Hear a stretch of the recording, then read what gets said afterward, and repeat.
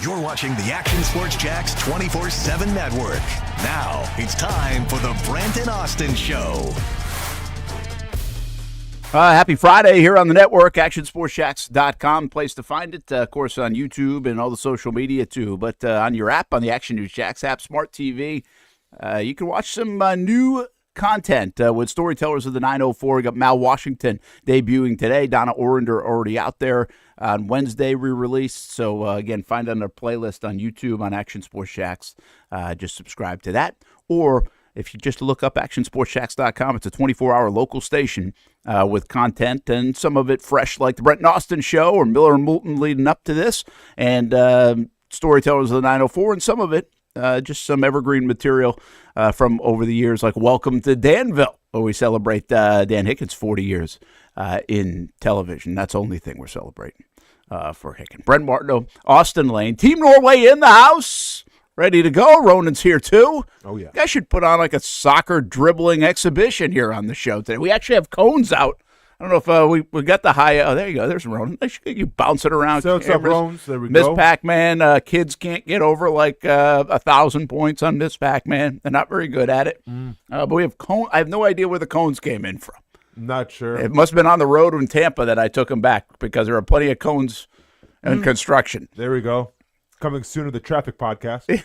Well, hey, listen, I got maybe to yesterday's conversation, the most interaction on social media was a post over the break about South Carolina roads. Okay. Have you ever driven through South Carolina? No, I don't think so. Yeah, South Carolina roads are terrible. Kevin, good morning from Lakeland. The roads really weren't bad going to Tampa and back, but I'll tell you what, it is a different level of traffic. Now, I hit it between 4 and 6 o'clock both ways, so not the smartest, Sure. right, Yeah. avoid it. But, man, we are so fortunate here in Jacksonville. Like, if you get stuck in traffic in Jacksonville, you still have to, like, count your blessings. Let's talk about the Dames Point Bridge, then it's different, but I get what you're saying. Is it? Dames Point gets crazy. It can get. Oh, yeah. Yeah, when I had to pick up him from Yulee, we were stuck for like an hour and 45 minutes a couple weeks ago. Oh. Hope you have the charger in the car. For what? iPad or whatever you're on. No, man. Not you. For Ronan. I'm looking at Ronan here. Nah, man. We got music. You guys are just jamming away? Yeah. Bopping away? We found some songs. Man, I saw somebody yesterday when I was driving. They were jamming. Of course. Like, man.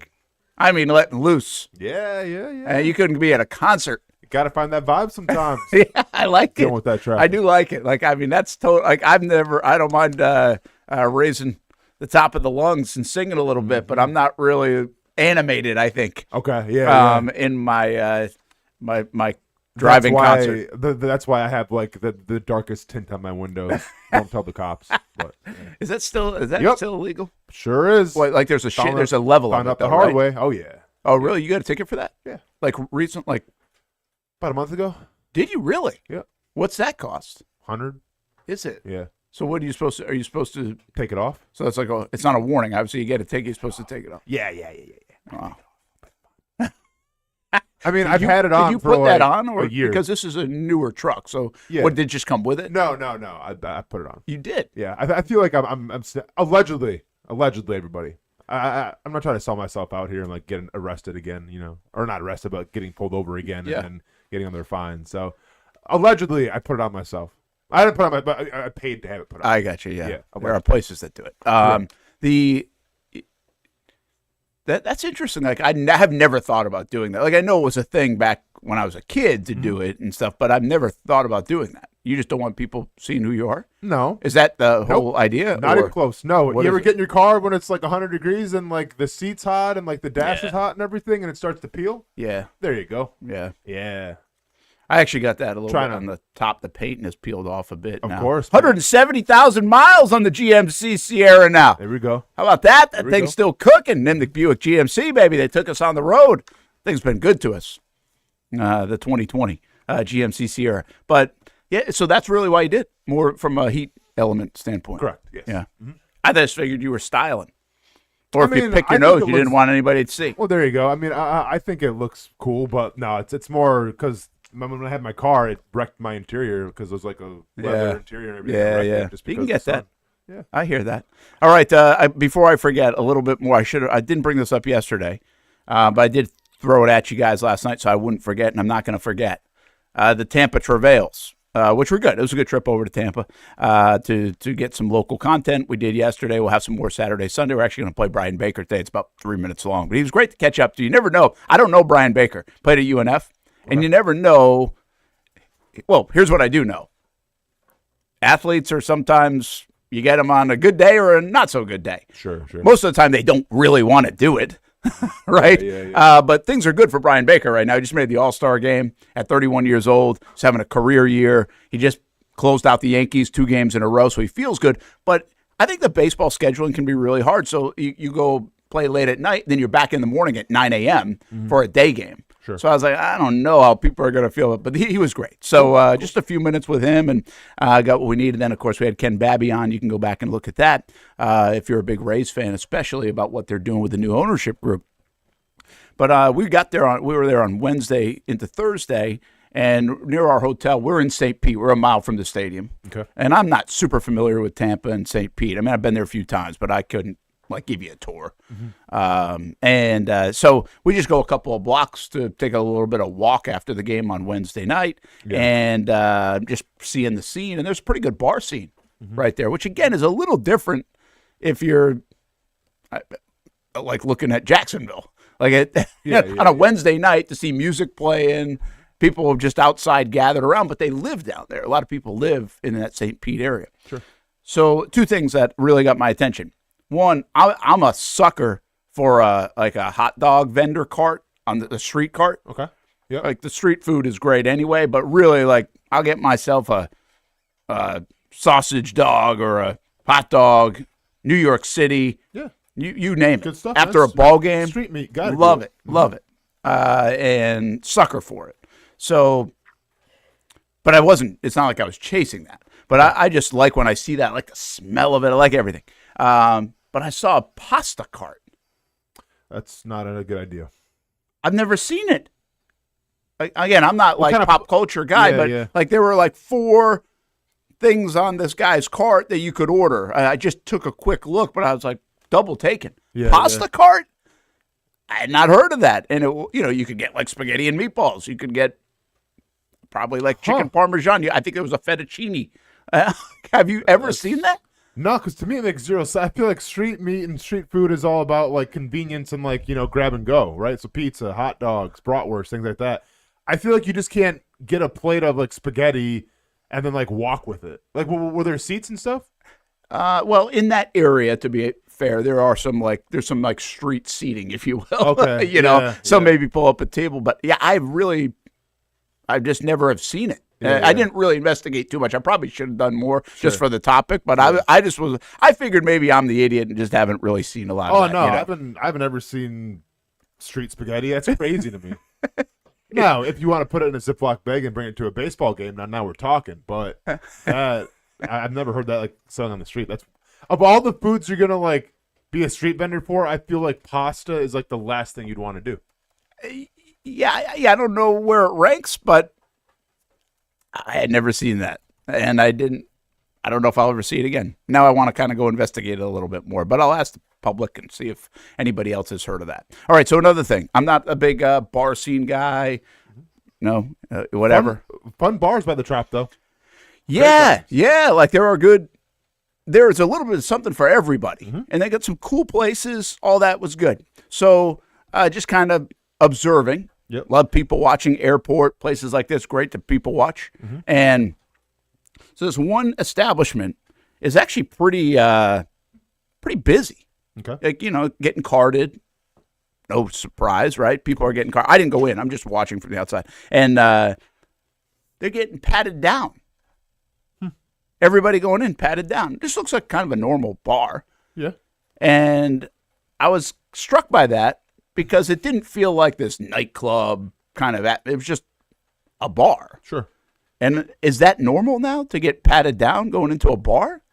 Not the ones that I've been in, but like I think it all depends of like what the scene is. Like, I don't know, like, how rough and rowdy St. Pete can get, but like there's some bars that have like dress code things that you have to abide by, right? So I don't think it's like out of the vein of possibility, but it's also kind of crazy to hear at a bar, like a club you think about, but not necessarily just like a tavern. Yeah. So anyway, we're there for just a few minutes observing this, right? Yeah. And like the last person right before, Yeah. guy's carrying. He's the last guy that gets Carrying checked. a weapon? Got a gun on him. Okay. And so I hope it, yeah, okay, that's crazy. and so basically the guy's like, you can't bring that in here. You got to, because I guess that's illegal. So here's the deal. I asked the guy after. I'm like, is this normal? I'm old. But is this normal, like that you pat everybody down? Yeah. Before? And so they have this whole system. Yep. And this must be probably modern day system of everything where they actually check the licenses of everyone and IDs. And then they have them in the system just in case something does happen. So they can say, hey, you came in at 8 o'clock and you left at 8:20 or something, in case they have to go to the police. So that's part of the system, which makes a lot of sense. Yeah. The pat down is part of this. I said, it is legal to carry in Florida, right?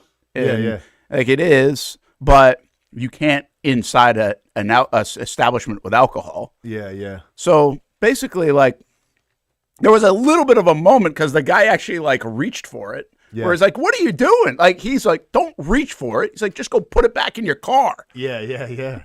And so he sent him on his way. Okay. But I was like, whoa, okay, this is I guess a thing. I mean, again, this isn't against St. Peter or anything else. I just think maybe that's part of the scene that I just don't exist in anymore. And nothing really happened. Yeah.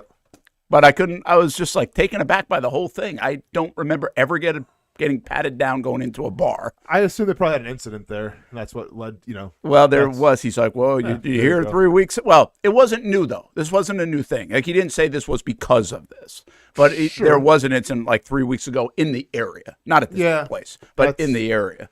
Which also is not super atypical for a downtown. Yeah, but St. Petersburg's different, though. Is that? Well, yeah. I mean, you don't think of St. Petersburg as like this rough. At least when I've been there, I don't know. No, it doesn't feel that way at all. But I mean, they did have an incident. Yeah. I mean, but so that must kind of be going above and beyond. Dirty spaghetti. YB400. I've never heard of dirty. I'm going to keep it 100 with you. My mom specializes in dirty rice. Love dirty rice. Oh, Can't I love dirty rice. Does your mom? You really? I love dirty rice. She used to make when I was a kid all the time. Ooh, yeah, it was fantastic. I've never heard stop at Popeyes. Dirty rice. Exactly. I've never heard of dirty spaghetti, but I'm intrigued by it. And it does make all the sense in the world because dirty rice is good. Why wouldn't dirty spaghetti be fantastic? May I have to do that for dinner tonight? I would like that. That's good. Family dinner tonight. We'll see. And the metal detectors in elementary schools. Yeah, I guess that's true. Listen, I'm not. I shouldn't be stunned by it. I was just a little surprised. Again, this is not a scene that I'm in a lot. Yeah. And I just hadn't seen that. Everyone. Now, again, it's all the males that get patted down. The females that went in, they didn't really get patted down if they had a purse that got checked. Yeah. You know, so like you got to be careful. I'm assuming of that. Sure. But it looked like the old TSA line. Yeah. But they didn't have a metal detector though. They didn't have a metal detector. Yeah. So I mean, times we're living in. Yeah, a little bit. Yeah. YB400, you're intriguing me because I'm a big cabbage fan. So now I'm going to look up filthy cabbage. Why do I know this? I get cabbage and kielbasa. Yeah. Big cabbage and kielbasa fan. Yep. Like one of my favorite meals of all time. Yeah. Basically, it's just like with the seasonings, filthy cabbage. It's Is that like what with filthy? Cajun. I believe yeah, so. you Yeah. can throw. I mean, even if you want to do an Old Bay in there. I had some of that. Right? So we didn't really talk about my New York trip real quick, but we got back from the Norway Senegal game very late, like 11:30 at night, and we're walking down the street by our hotel in Chelsea, and we had like nowhere to really go besides bars. I'm gonna take him to a bar, so we we went in this like in the alley, this soul food spot, but like they were all Senegal fans, and we had our Norway jerseys on. Oh. So I was like, yeah, you never know, right? Yeah, but it was the only option, so we went in, but like some of the best soul food I ever had, and literally just the middle, not even like really like listed or anything, but like New York does a lot of things right. Yeah. There's, if you guys are familiar with Tampa, there's a place, at least the way we went 75. Yep. There's this the old crate. I don't know what it's called. It's like they're crates that they've turned into shops and dining places. Okay. It's Wesley Chapel area. Okay. So it's like 279 off 75 or something like that. But we've driven by quite a bit travel ball and what Ty playing this year. We were going a couple games, and I was like, man, I got to stop over there. It looks kind of cool. Like they've got this area where you can. It's just like it's basically like a food court, or kind of like the block, I would say, but bigger. It's like 3 rows of it. They've got music playing. So we went over. Cool. And so it's so funny because one of the spots. We ate at like 3 different spots. It was like an appetizer here, empanada, go get something else. Yeah. I got a chopped cheese. There you go. From a bodega, whatever. What'd you think? It was good. Good stuff, isn't it? It was good, but I honestly had not had chopped cheese. It's almost like a sloppy Joe. At least this version. Yeah, a little bit. Yeah, I mean, what do they all put on yours? They had mayo, ketchup, and cheese. And they might have had tomato on there. Okay. I'm not sure if they had tomato. Yeah. Look at Chandler, man. Chandler. Yeah, this is kind of cool, right? It was a cool little vibe. I've seen a lot of places, like they build houses now out of these old, like trailers. That's cool. What are they called? Containers. Rail cars. Containers. Thank you. And very good idea. Of course, it's hot as heck yesterday, so walking around being outside, you don't want to be eating outside. But on a normal night, it'd be a pretty good vibe. Yeah. And I would imagine, like, for some of the World Cup games, pretty good. They have a big screen. Absolutely. And music. So, anyway, we'd driven by it so many times, like, all right, let's go. Yeah. We're going to go by it. And that was pretty good, but I had the chopped cheese. It was good, man. There you go, man. I love it. Love it. So, here we go. Those are my escapades on the trip to Tampa, which really weren't. It was a great trip. I did have one other thought as I was waiting for Bryan Baker in the locker room in the clubhouse. So I'm kind of like assessing the baseball clubhouse. I even asked someone, I said, hey, is this a pretty good clubhouse relative to others in big league baseball? Because I haven't been in a lot of them. Sure, I've been in the old Yankees one, which was terrible. I mean, terrible by today's standards, but it was a small place. Yeah. I've told the story before when I was in there when Aaron Boone hit the home run. And when he came in, they was literally hitting these ceiling tiles like this that are in this room. So it was small. And Fenway Park's small, same thing. But those are old historic places. Obviously, you've got new ballparks built. Well, this is a very nice clubhouse. Yeah. And I would say it has the feel of a Jags now locker room. And the difference is, you got 53 guys, double the amount of guys in the Jags, so it's a little bit bigger. But, they had like a putting green and music's playing, card table, similar stuff that you would see in other places. But from an athlete standpoint, I was kind of curious as I'm sitting there. I'm like, I wonder how different this vibe is in a baseball locker room compared to like a football locker room vibe. And if there's any difference. Like, I didn't notice anything that was compelling to sit here and bring to the table, but I just wondered, I don't even know exactly what the vibe is day in, day out, outside of the media hour that we get in a Jags room.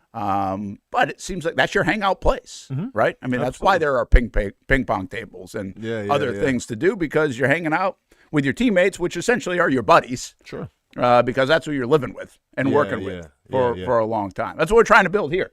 That's why we got cones now. We got darts. We're going to get ping pong table hopefully someday. We got basketball, Pac-Man. Miss Pac-Man. Like, that's what we're here a lot. So, but it's the same kind of vibe. Do you think, like, if you're talking baseball, if you're talking football, basketball, hockey, I know the players are kind of different, the way we'd assess them. Baseball players?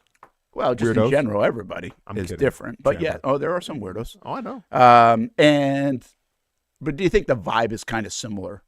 Yeah, I do think the vibe is kind of similar. I saw this firsthand when I played with the Jacksonville Giants, back in the day or whatever. And we were kind of like chopping it up in the locker room, and just joking around and everything before the game. I guess that's what happens when you're going to probably win it, right? So like they're kind of loose and everything. Yeah, that's a good point. And just hanging out, but it reminded me a lot of being in an NFL locker room. So I do think like there are similarities, right? Like you're gonna have music playing. There's going to be jokes, getting told. Obviously, with an NFL locker room, it's a lot bigger, right? A lot more players, a lot more personalities, a lot more backgrounds.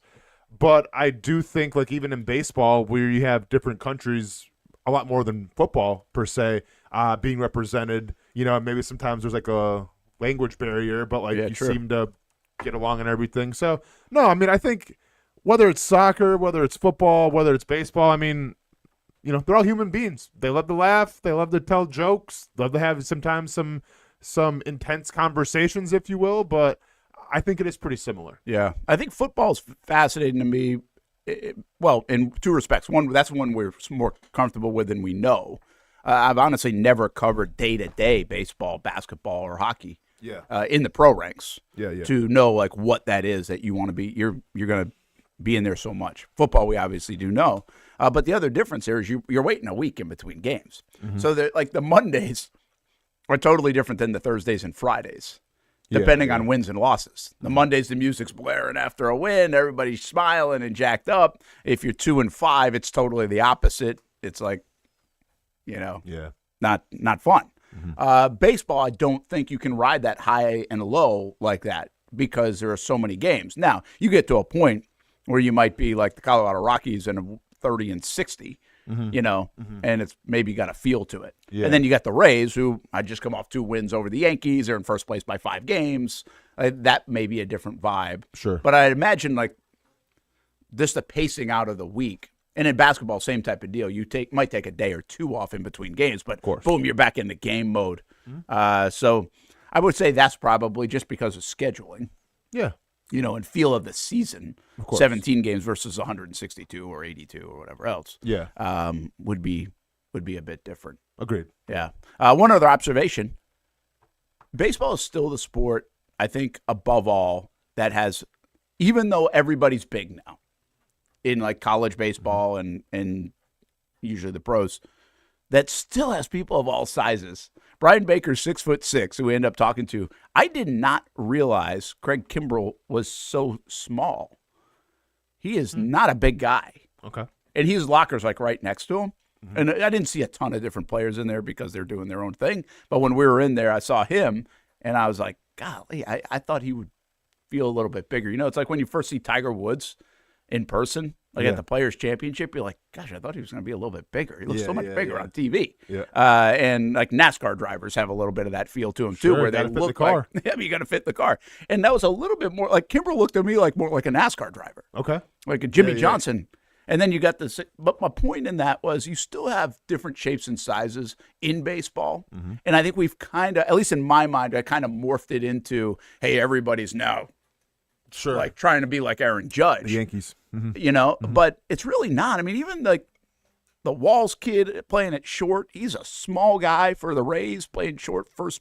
Mm-hmm. He's a 0 home run guy who's hitting 210. He must play a really good shortstop. Plays for the first place Rays. Sure. But it's not like he's hitting 12 home runs. Yeah. I mean, I watched the Cincinnati game last week. That kid was their prospect at second base was 5'9", 5'10", 173. Like, I really think some of the second basemen and shortstops and everything are bigger in college than they are actually in pro baseball. Yeah. Like, I think actually if you look at pro baseball in their middle infield, they look a little bit more like yesteryear than they do like today's college baseball. Yeah. Which is wild to me. And, I mean, you have a lot of players from the Dominican, Puerto Rico, like, and they're not big by stature, all of them. Mm-hmm. They're just really good players. Yeah. Yeah, hey, soccer, look into it. Maybe that's why like the U.S. can't get like the best soccer program because everyone's playing baseball, right? Because soccer players, like, doesn't really matter what size you are. I mean, look at Messi, who had to like take like human growth hormone to even grow when he was a child because he was so short. Did he do that? Yeah, supposedly, allegedly, we'll go with.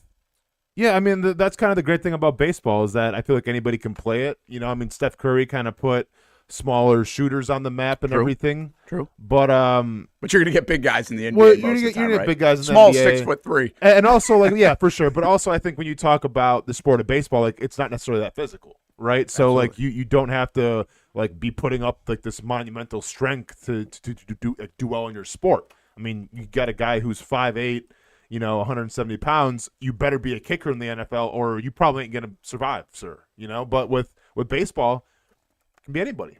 Yeah, I guess I just thought everyone was big. Sure. Yeah. And it's really, again, you looked at, I don't know how much different. And now Tampa plays an old school baseball, kind of like your Brewers do a little bit. The Brewers got some small guys too. So, like, if you put that, different than the Yankees totally, and I think we're morphed a little bit, at least perception-wise, by teams like the Yankees. Yeah. But if you put the Rays out there, I don't know if they look that much different than a team from like 1995 in baseball. I don't think they do. Now, I might be dead wrong, but I don't think they do. Yeah. Now, you got Caminero, who's a beast of a human being Yep. at 22, 23 years old. But yeah, I think overall not crazy. I mean, you got Caleb Durbin in Boston. He's like 5'6", 5'7". Yeah, he's tiny, but he's a stocky guy. He's only 5'6". But he's 5'6". Yeah. He's a little more Altuve-like. Yeah, for sure. Right? And we're not missing him at all. Hey, but Red Sox are a hot team right now. There you go. What do you got, 2 in a row, 3 in a row? No. It's more than Okay. that. I think right. my buddy, I didn't know this, but my buddy said over the last either few weeks or month, they got the best record in baseball. Oh, They're only a few games under 500 now. They're 2.5 out in the wild card. The other team is Miami Marlins. Yeah. Marlins are only 3 behind the Braves. They're tied with the Phillies, only 3 behind the Braves in the East. Damn. So pretty good.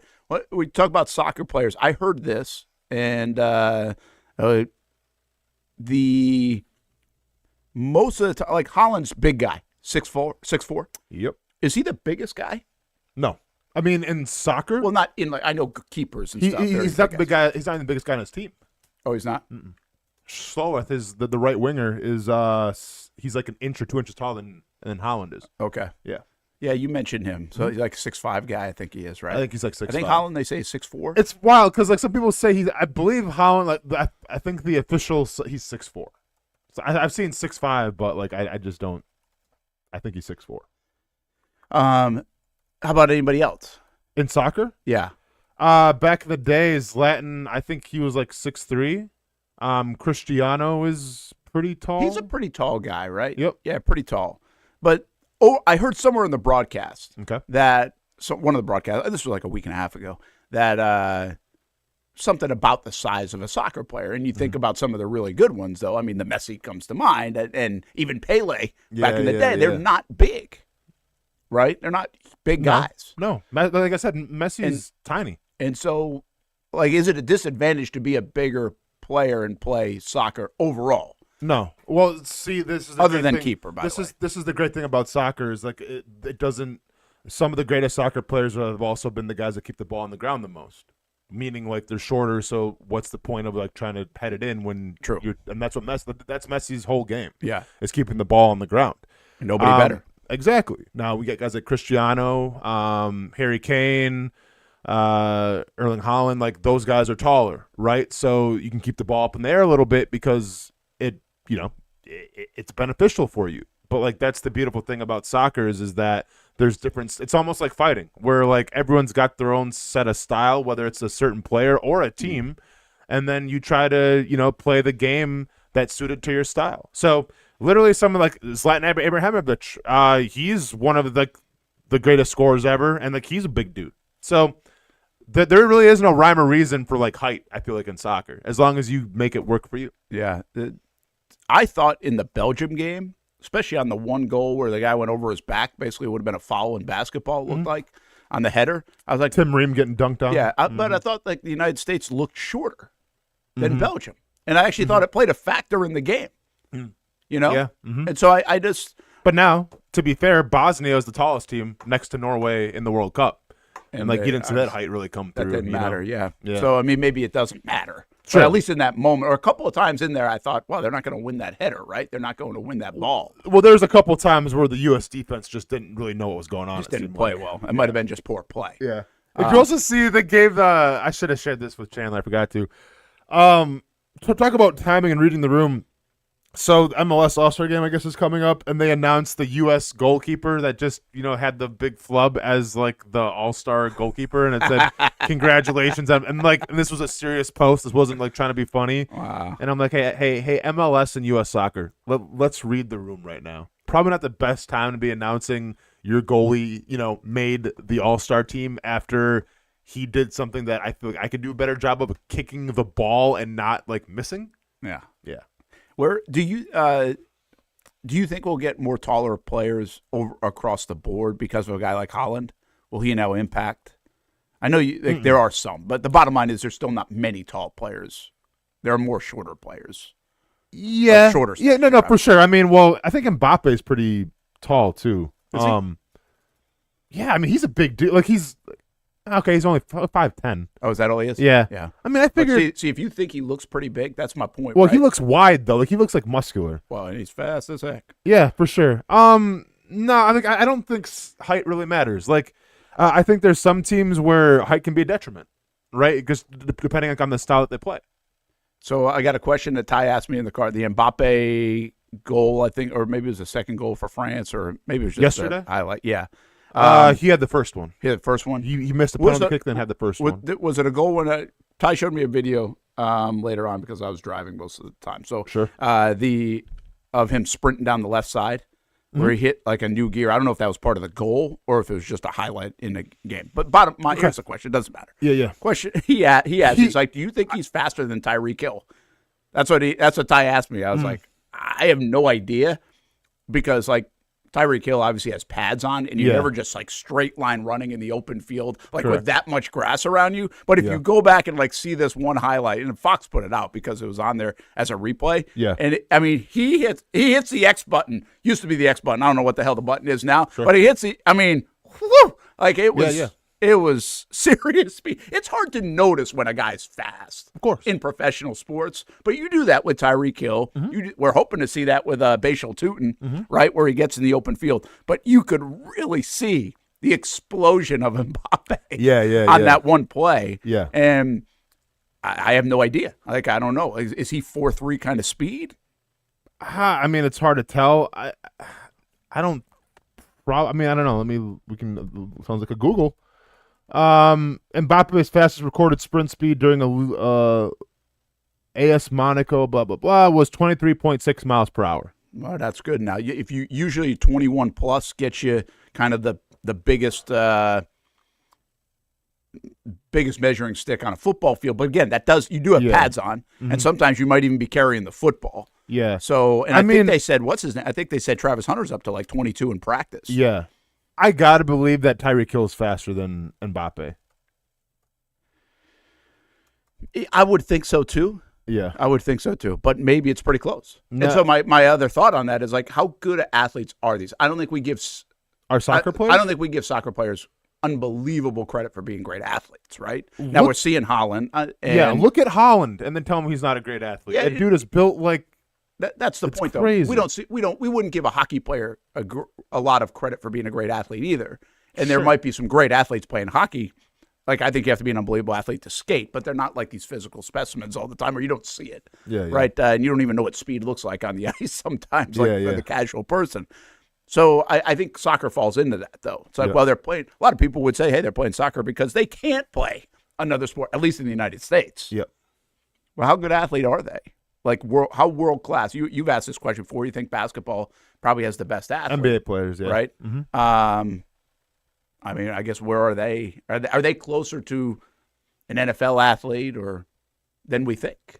Soccer players? Sure. I mean, yeah. It's just once again, you take the physicality usually out of it, unless you're talking about a guy like Erling Haaland.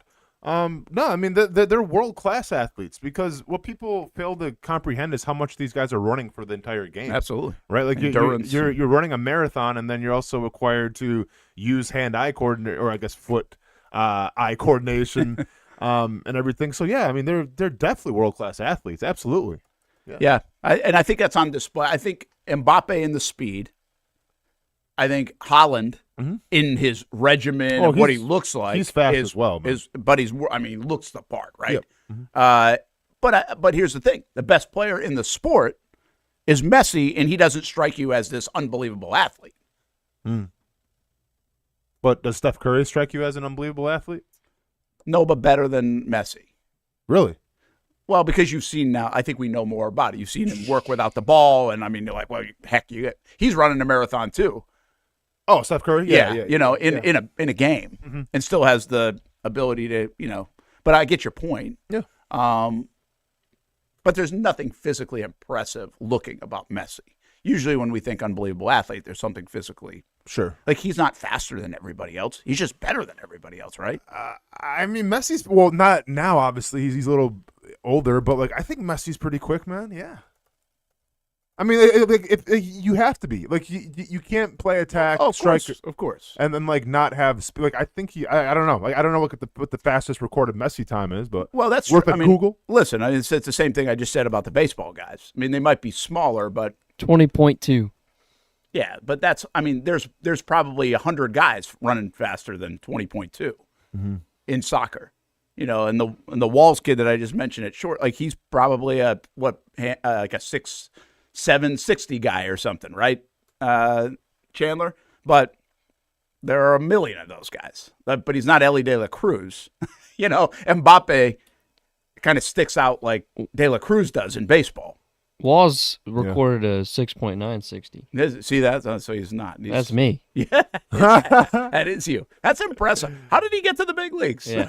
Like really, he does not fit any of that criteria that now you would do that. So, yeah, I'm not suggesting, by the way, that Mbappe could play football with the Tyreek Hill question. Sure, no. Yeah, I'm not saying that. Now Holland might be a different story. He looks like he'd make a good tight end. Yeah, dude's built different. Man. The problem is, like in soccer, we have no idea if their hands are any good. Of course, yeah, you don't get to use them a lot. Yeah. I saw him banging which is probably not the right thing after the drum. Game. The drum, is it for the last? Do they call it a drum? You call it drum, I think. Yeah, okay. yeah. And I remember saying, I think I said to Steph, I was like, well, his arms aren't tired. Yeah, for sure. That's right. Yeah. So Holland. So his top speed has been 22.4 miles per hour. Holland. Yeah. Wow. Yeah, he's one of the fastest in soccer. Well, again, that's where his emergence has become. They're talking about his diet now, how much he eats, how much he sleeps. I mean, look at him like he. Oh yeah. He looks like a model, you know. Well, yeah, but, I mean, I don't know. I would go that far with a model, Brent. Like he could be an underwear model. Okay, sure. Well, yeah, but like well, he's also being compared to Majin Buu from Dragon Ball Z, which isn't the biggest compliment ever. But like, he's finally embraced it, so that's cool to see. But no, I mean, this is kind of the thing with soccer players where they get caught up in the limelight, and I think a lot of them sometimes get distracted. And you don't get the best out of them. Like Neymar will ever be the classic example of this. Like there's a school of thought that thinks that Neymar would have been better than Messi, would have been better than Cristiano Ronaldo. It's just the fact that dude liked to party, dude liked to celebrate. Injuries became a thing with him, and you never got to see the full effect of Neymar, I feel like. Now, in terms of goal scoring and everything, like, yeah, I think he leads Brazil all time in terms of goals scored, in terms of just like in the club level and everything. Like that's more than Pele. That's more than, the other Ronaldo. I think Neymar's first, but it's just he's going to be the ultimate case of what could have been because of the way that he lived his life.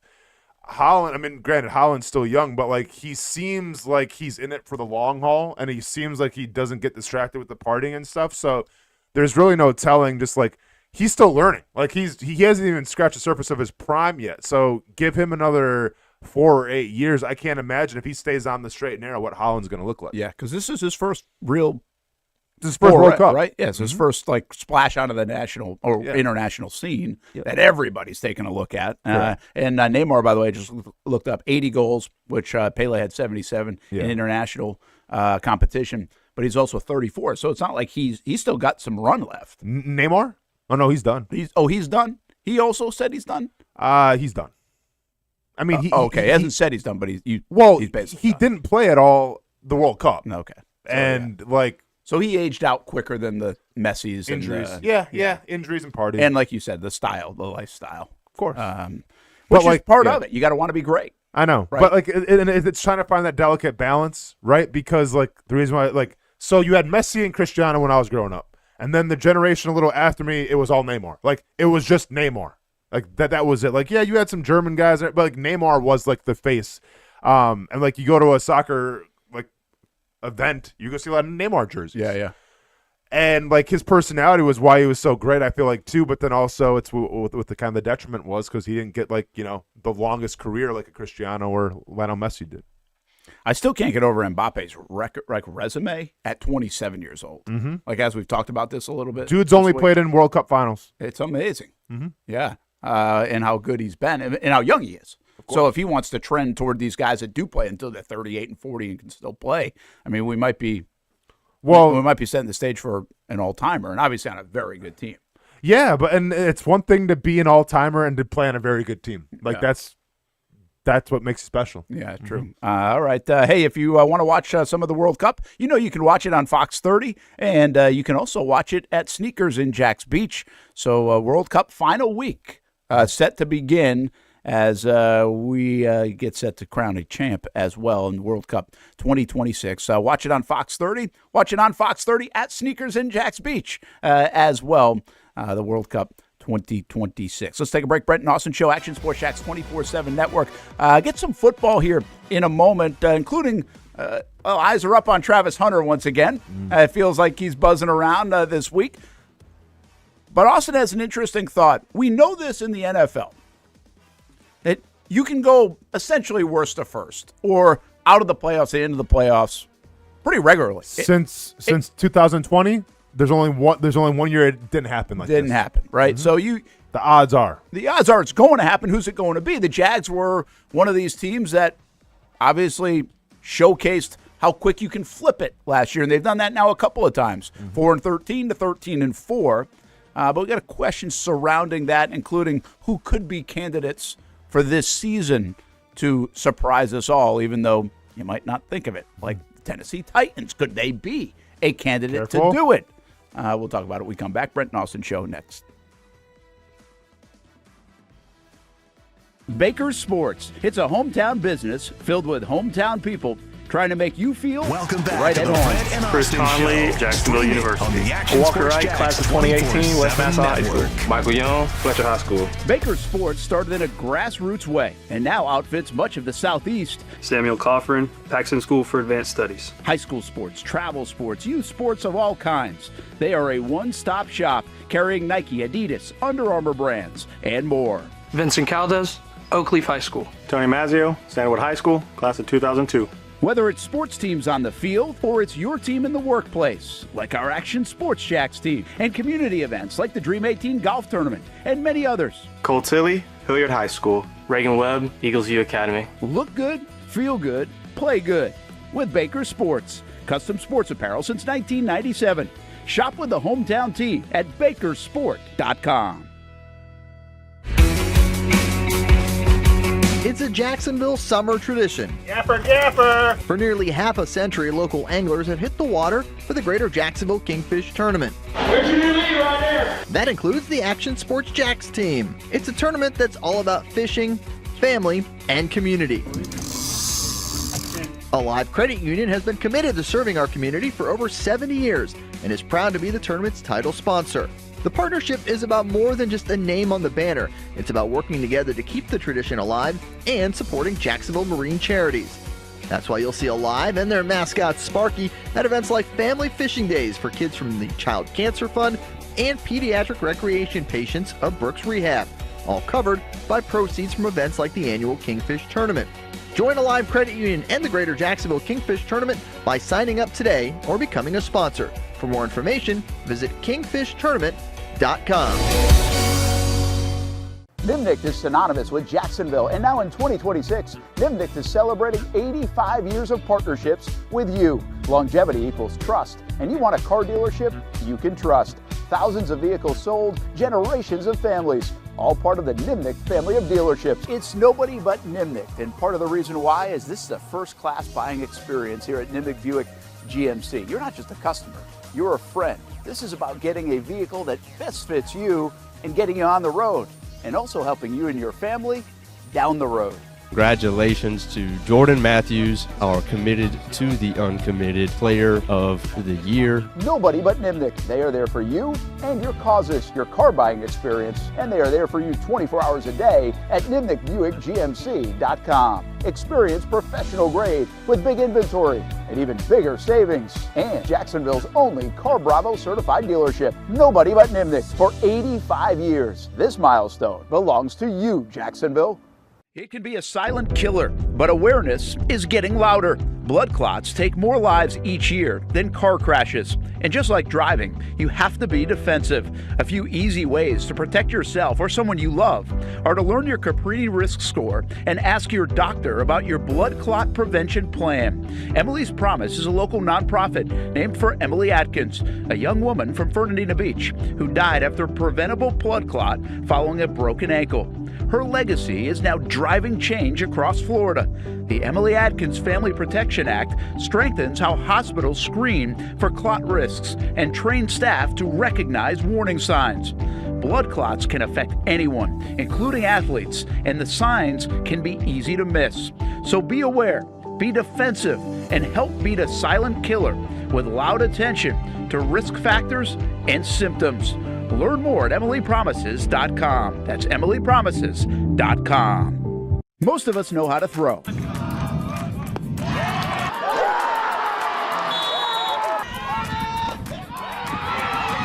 But you need to know what to throw. I'm not talking about footballs, baseballs, softballs. We're talking about those items you need to recycle. Republic Services explains it easy. Recycling simplified. 1. Know what to throw. When in doubt, throw it out. 2. Empty, clean, and dry those materials. It takes an extra minute, but it makes a big difference. And 3. Don't bag it. This makes the recycling process faster and more efficient. This is a look at the Republic Services North Florida Recycling Center. You can make this process even more efficient. By utilizing those 3 steps, Republic Services can help you become a better recycler in your home. Learn more at recyclingsimplified.com.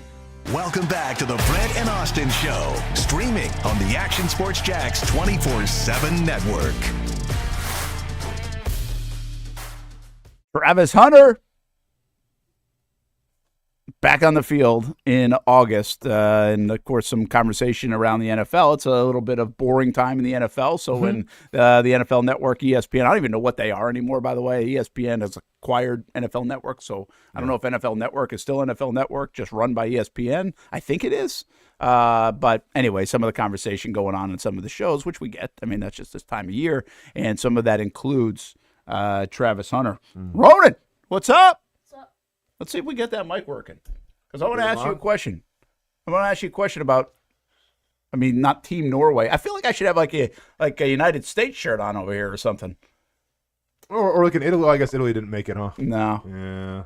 Yeah. Is there still a world? Who are you guys playing again? Who is it? This week? Yeah. Tomorrow? England. England. Yeah. So yeah, I could have an England kit. Yeah, there you on. Go. Travis Hunter. Big Travis Hunter fan? Yeah. All right. The kids talk about Travis Hunter. Yeah, a lot. At school, at least, yeah. They do? Yeah. Who gets talked about more, Travis Hunter or Trevor Lawrence? Travis Hunter. Really? Yeah. Do you watch his YouTube stuff, or do you see any of that, or check out his highlights? Yeah, I watch a lot of his YouTube channel, kind of. I mean, and then when he was hurt, he didn't make a lot of videos at all. So I was like, is this did he stop? Did he stop? Yeah. How about that? Well, if you're hurt, you can't do it as much. Not probably the best look then. Right. Yeah, and they know that. Except Cam Scatterboo. Well, most of them. I know. I'm kidding. I'm joking. But even because he came kind of under some. Yeah. But you're right. What's the last video he put out? Do you remember seeing? Is it something about his video game? Yeah. He sometimes always plays Madden. Yeah. So he always plays Madden all the time with his girlfriend or friends. Yeah, because I've seen his wife now. Yeah, that's okay. But I've seen his a lot of times they'll throw out his game room, basically, right? Where he games. Yeah. Which is, I guess, really a good setup. Yeah. Does he do some fishing videos too, or not? Yeah, he does fishing videos. Sweet. All right. Yeah. He's an inshore fisherman guy. Yeah, I mean, I've never never going watched. out on the water, apparently. I haven't seen. out to the ocean. I haven't seen over a minute. The only time I see it is when people ESPN retweet something, and it's look what he said on it. You know, it's kind of funny, though. I feel like you'd see more of him fishing. Because there's so much hype around him fishing. All he likes to do is football and fishing. Yeah. Family football fishing. Yeah. Right? Yeah. Maybe there's some faith in there. I don't know. But family football fishing. It's gonna be and then when you walk in the entryway, faith family. But I thought we'd see more fishing stuff. And I know that's kind of his alone time. But again, he's got a YouTube channel, and you can play that up. He's got a brand there with the fishing. He's got a brand. Sure, but maybe that's kind of his getaway. Everyone's got their thing that they just kind of like to do and maybe use to unwind a little bit. So maybe he doesn't want to combine that with all the social media aspect, because then you kind of lose the meaning of it. All right, let's get the kids' angle on this then. Do you want him to play offense or defense? More of which? You want him to play both, probably, but offense or defense? I mean, he. Oh, hey, talking about Oh, yeah. There you go. We can hear you. Okay. Well, I can. I Yeah. don't know if everybody else can. Yeah, yeah. But I mean, the Jags drafted a lot of tight ends and not that much of defense. They lost a couple of players, just to like other teams. So I think that he's probably gonna play defense more because I mean, the wide receiver game is really good right now, and the tight ends we have a lot too many. But so I All right, think what the heck? I'm getting out of here. You Get guys him, can man. get, Hey, can get host him. the show. You better get him on this payroll right yeah, now. that's right. I mean, Hey, there yeah, we go. bro, don't give him too much now. Yeah, This is pro bono. This is child labor. So just be easy. It Allegedly. goes under allowance. That's what this one does. That $5 won't do the trick We'll be anymore. sure to send you probably. his Venmo account. All right, which is but also mine. that was good analysis. But also, like, what do you want to see? Like, what do the kids in school want to see him do? they want to see him play wide receiver, but I want to see him play defense. Okay, Because he knows football. You know, Yeah. because he knows some football. Yeah, Right. yeah, But yeah. I would suggest, you want to kind of see if you're your buddies at school, Mm-hmm. and obviously maybe some fantasy football mixed in. I don't know if they play it that young, but then you want to see him with the ball in his hands, Correct. Yeah. which has a better chance on offense to do that. And we talked about it before, right? Like, name me the top 5 cornerbacks right now in the NFL. I can maybe name 2 of them. Give me the top 5 wide receivers. You can name 15 top of them. 10 of them. Exactly. Yeah, Right. it's a great So point. when Yeah. it comes to, being in the spotlight, I think he wants to be that. Now, maybe being a team player comes first, right? But like, I think there has to be some kind of ego-driven thing where it's like, well, hey, man, when I get the ball in my hands, I'm scoring touchdowns. That's how I become the household name. So here's my thought on Hunter. 2 things. Did you see the Armstead comment? Yes. And I don't know if you talked about that while I was gone a little bit, but No, we didn't. the Armstead comment was basically he's the best natural athlete he's ever seen. He thinks.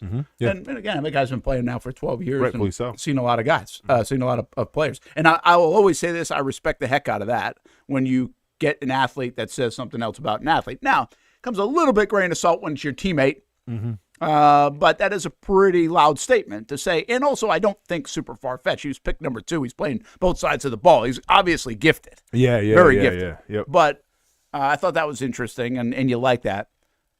But the table has been set for Travis Hunter. From last year, from Colorado days, from the Dion stuff to Jags picking him, trading up for him, both sides of the ball, the star that he is, all of this. Is he the most boomer bust player in the league going into this year? Is there a player that really has more? And again, you can play pretty well, and that's okay, but I'm not sure it is okay for Travis Hunter is my point. I'm not saying he's going to play miserably bad. There's a difference there. Like you might say C.J. Stroud is boomer bust, in part because he might be a bad quarterback, Sure. even though we thought he was good. Or he might be the good quarterback that he once was and showcased. Sure. Like that's boomer or bust in a sense of, well, this guy's either really good or he's not. I think the floor is high enough where we think Travis Hunter's going to impact. He's going to be good. He's going to be a good corner. He might be a top 5 corner pretty quickly. Of course. But the boomer bust nature of this, does he have to be a top 2 or 3 corner right away? Does he have to make a splash play on defense, a pick 6, a Dion kind of moment? Does he have to contribute on offense, or is it just not good enough for everyone else around the league when it comes to Travis Hunter? So I think it's a 2-parted question. If you ask that to Jaguars fans who are in the know, shouldn't be a lot of pressure because despite him being out for half the season, you won 13 games, right? So I think when we talk about pressure and like, you know, where somebody was drafted, what you sacrificed to get him, usually it's the quarterback position, and usually it's like, okay, can this guy win us football games, right? And then that's where the term bust comes into play. With Travis Hunter, it's different because you have a successful team that you showed, and now you hope to add to that with, you know, an elite cornerback and sprinkle on some wide receivers. So I think from my perspective, no, like I don't think there is like a lot of pressure on it. Now, if you look at it through like the fantasy football lens, if you look at it through like the national pundit lens, then yes, I think of any NFL player, including the quarterback position, I think there's more pressure on Travis Hunter than anybody. And that is kind of touted on how he was introduced, right? Like it wasn't, and he was introduced by what? Well, you traded a first-round pick to get him. So immediately There's a little pressure. You didn't need words around that. And then it was also James Gladstone saying he's going to change the game and everything like that. Okay, well, then there's that whole thing. And then let's not forget, like, he comes from a university that's a little polarizing in terms of people either love it or hate it, but, like, there's no in between, right? You got like Dion pumping him. Yeah, exactly. Yeah. So you take all those things into account, and, yeah, I think it is a recipe for saying there's going to be a monumental amount of pressure on him. But once again, from where I'm sitting, just go do your thing. Like I don't look at it like that. I would agree. I think again a lot of this we didn't talk a ton about Travis Hunter at the end of last year because they were winning football games. Mm-hmm. Like so in Jacksonville we don't really care, but the rest of the league is like, oh, bad pick. Cleveland won. Yeah. Who really won? I mean, they went 13-4. So I don't care. Sign me up for 13-4, and if it was a bad pick, it's a bad pick. But as long as they're 13-4, I don't care how you get there. Yeah. Yeah, for sure. So I do think there's an element of that, to your point, in Jacksonville. We're like, hey, they feel like they're going to be a good team. So if they are a good team, then as long as he does his job, whatever that looks like, being a number one corner doesn't need 3 picks. But I also think from, a big standpoint, because he's a big player and he's a big name and he's a star, what does the line look like? And we asked this about Trevor Lawrence quite a bit.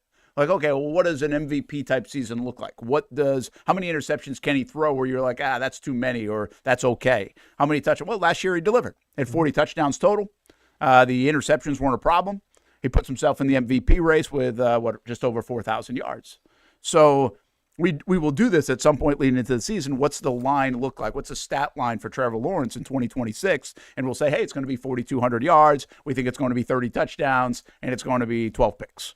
Yep. But what does the satisfying stat line look like for Travis Hunter? Like, what appeases people across the country, not in Jacksonville, but across the country? And honestly, I don't know what that looks like. I don't know if it's just highlight driven for guys like Ronan. So because he's going to see it flash up on YouTube and wherever else he's watching everything. Mm-hmm. And that's good enough because he's living up to the star value. Mm-hmm. Ronan doesn't care if he has 28 catches or 52 catches. Yeah. But he wants to see a little juke move.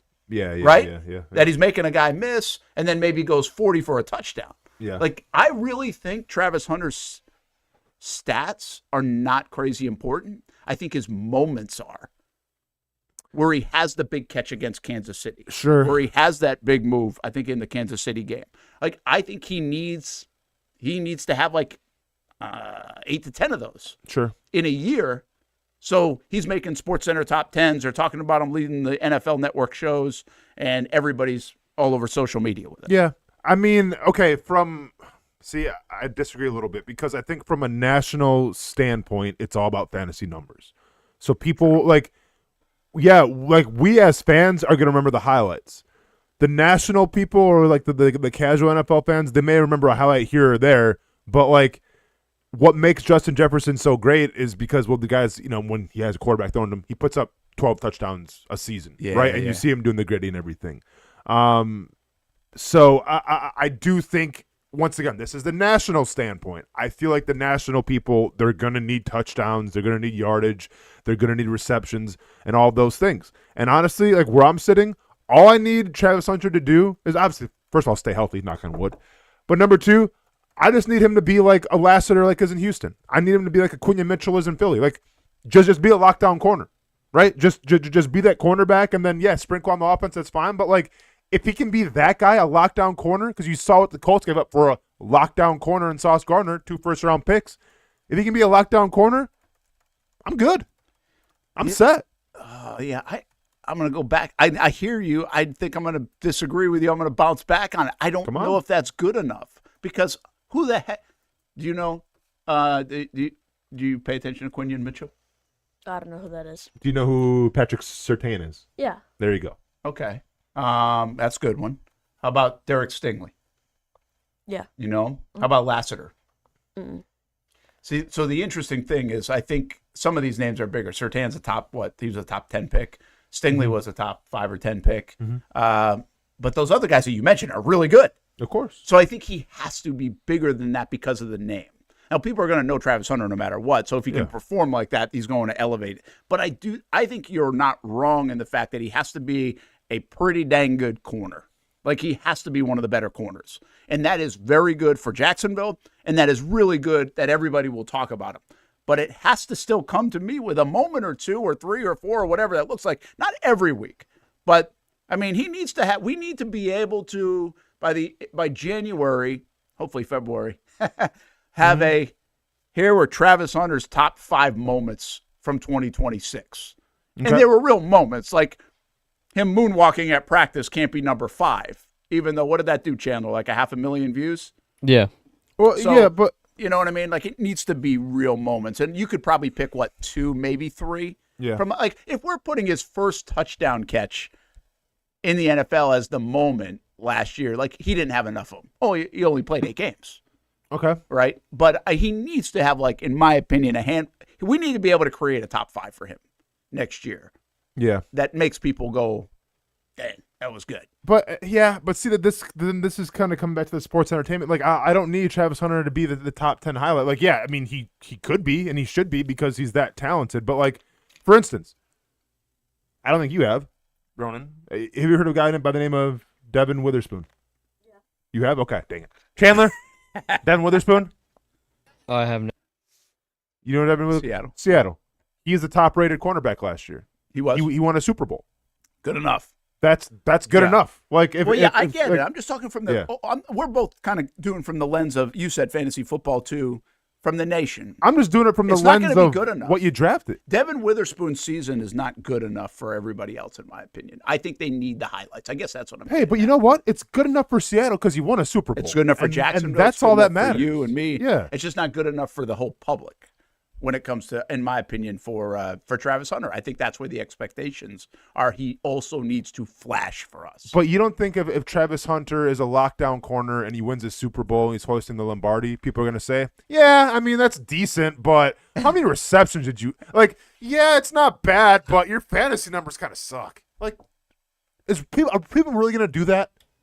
I would say so. I think so. I disagree. For sure. I think if you're a lockdown corner and you're the top corner – on your football team and you win a Super Bowl, I think that's like game, set, match. No one's got anything to say about you. Someone's always going to say something. Well, that's the world that we live in, but I'm saying in totality.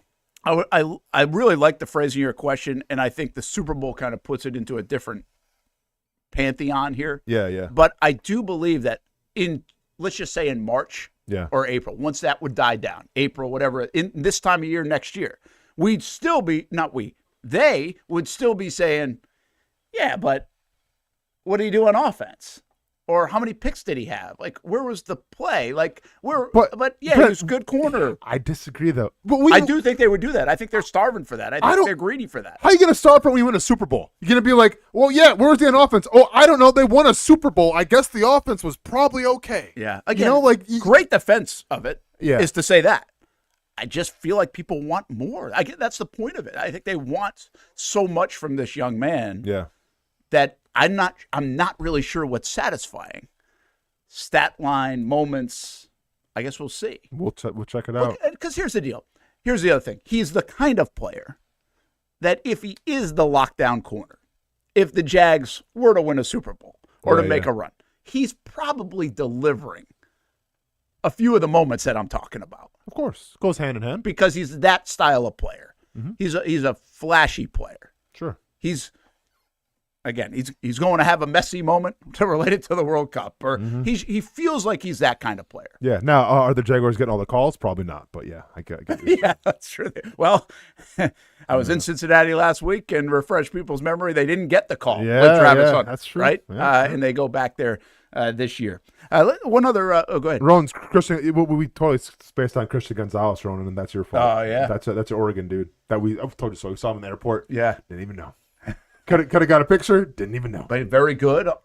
You bring up a good point about that. Like I guess there are some really good corners in the league. Oh, there's great lockdown corners. It's just like they don't get a lot of love. Position. Nah. But this guy would. Travis Hunter. This guy if he's locked down, he's going to bring attention to that spot, much like Sherman has. Jalen Ramsey. Dion. Mm-hmm. It's not everybody does. Joel Revis, and that wasn't even because of his personality, but just because he was so damn good. Yeah. So I think I also think when we mention that, though, it's not easy to crack the top 5. It's not automatic. They're as a cover corner. Yeah. Oh yeah, you're not good players. Well, and it's in the eye of the beholder too, because sometimes when you're that good, they're not going to throw you the football. Not going to throw it. Yeah. But I would like to be able to talk about Travis Hunter the way we talk about Surtain. It's no doubt Surtain. I think even Stingley doesn't get that kind of love that Surtain gets. Right now, Gonzalez doesn't get that kind of love. Devin Witherspoon, you got to look up the PFF numbers. You got to do that. Yeah. So, but Surtain, it's like, okay, we're not going to throw your side today. Mm-hmm. And that's the way Jalen was. Unless you're Parker Washington. Yeah. Oh, dude, yeah. Riley Moss from Denver. Yeah. No, that's you. And by the way, I will say this too. Moss did get cooked by Washington quite a bit. Yeah. You can have a bad play. You're going to get. There's so much attention on Travis Hunter. He's going to give something up. Of course. Jalen Ramsey gave stuff up, but most of the time he did not. That's the key. I mean, you can't have a bad game. It's risk versus reward. Or you can lose a whole season in a bad game. It's like I thought was going to happen to Paul Skeens. You open the year and you give up 8 runs right off the rip. See a Cy Young, right? Like that can happen to a pitcher. Yep. That can happen to a corner where you can lose everything in one game. I don't even think it can happen to a quarterback. Like you might be able to throw a 3-pick game and have a bad game as a QB and still win the MVP. Sure. I think you can clearly do that. I mean, Trevor almost won the MVP, but he was a finalist based on 8 games, essentially. One other football thing. I want to get to this topic. You mentioned that we teased a while ago. Travis Hunter is always a fun topic. Ronan, good work on that one. Worst to first in the NFL. Yeah. Now, you say basically worst to first, but I think there's a however you want to take it. Worst to first or didn't make the playoffs and got in the playoffs. But you want to go worst to first. So here's where we're going. So we're going last place in their division, and then the next year they win their division. 2020, Washington. 2021, Cincinnati Bengals. And they went to a Super Bowl, by the way. 2022, lo and behold, the Jacksonville Jaguars, 3-14, finished 9-8. 2023 was the Houston Texans, went 3-13 and 1, come back won the division at 10-7. 2024, nobody accomplished it, and then last year 2 teams accomplished it. The 5-12 Chicago Bears won the division at 11-6, and the 4-13 New England Patriots won it with 14-3, and went to the Super Bowl. So. You're seeing a trend here, and listen, I can keep on going. Like 18 it happened, 17 it happened with 2 teams. Jacksonville again was part of that. 16 it happened, 15 it happened, 14 it happened, 12 it happened, 11 it happened, 10 it happened, 9 it happened, 8 it happened, 7 it happened, 6 it happened, 2005 it happened, 2004 it happened, 2003 it happened twice. So if you're gonna put some ancient history for a guy like Ronan. Yeah, you were just like a thought. 18 Actually, I wasn't even thinking yet, but hey. I'm glad you're here now, bud. So when we go back, I don't even know what that was. I literally a lot of years since 2003. I don't think it's happened like 3 times. Yeah. So if you're gonna put some money down on some futures bets, maybe get your beak a little wet with a team that finished last season is gonna finish first this season. So here are your candidates, gentlemen. Chandler, feel free to hop in here too. What team's it gonna be? Here are your candidates, right? The Jets, the Browns, the Titans, the Raiders, the Giants, the Lions. It's a tricky one there. I know. 9-8. I mean, both the Lions and the Vikings. They're probably favorite. They shouldn't be involved in this conversation. Yeah, it's good about, huh? But it's for the sake of the argument. I guess. Yeah. That should be an asterisk. That's a chalk. They had a winning record last year. I know. The Saints and the Cardinals. I mean, by the way, you got some perennial losers at the bottom there. But we would say this every year. But I'm going to be honest. Last year, I wouldn't have seen, Patriots with Vrabel is going to be okay, but, they're not going to beat the Bills. They're not going to beat the Bills. And then you see the Bears, it's like, really? Like in that division? A first-year coach with Caleb Williams, who we're not really sure yet, against the Packers, the Vikings, and the Lions? Come on. You know what's crazy? Okay, so let's the easiest one would be like the Lions or Vikings who were 9-8, right? Sure. But I think we need to eliminate that. So let's kind of go through it team by team and say the odds here. So like the Jets. I don't think there's any way in hell the Jets are going to win the division.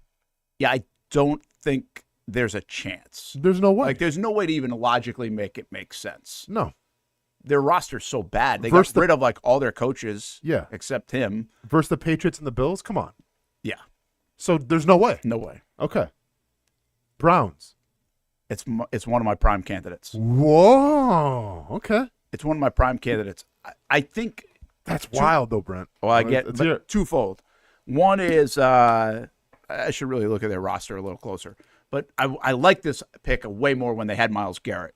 Yeah. But of course, I actually still think they have a good defense. Like they have good. Agreed. Their roster has good players on it, and all it comes down to is Deshaun Watson any good or not.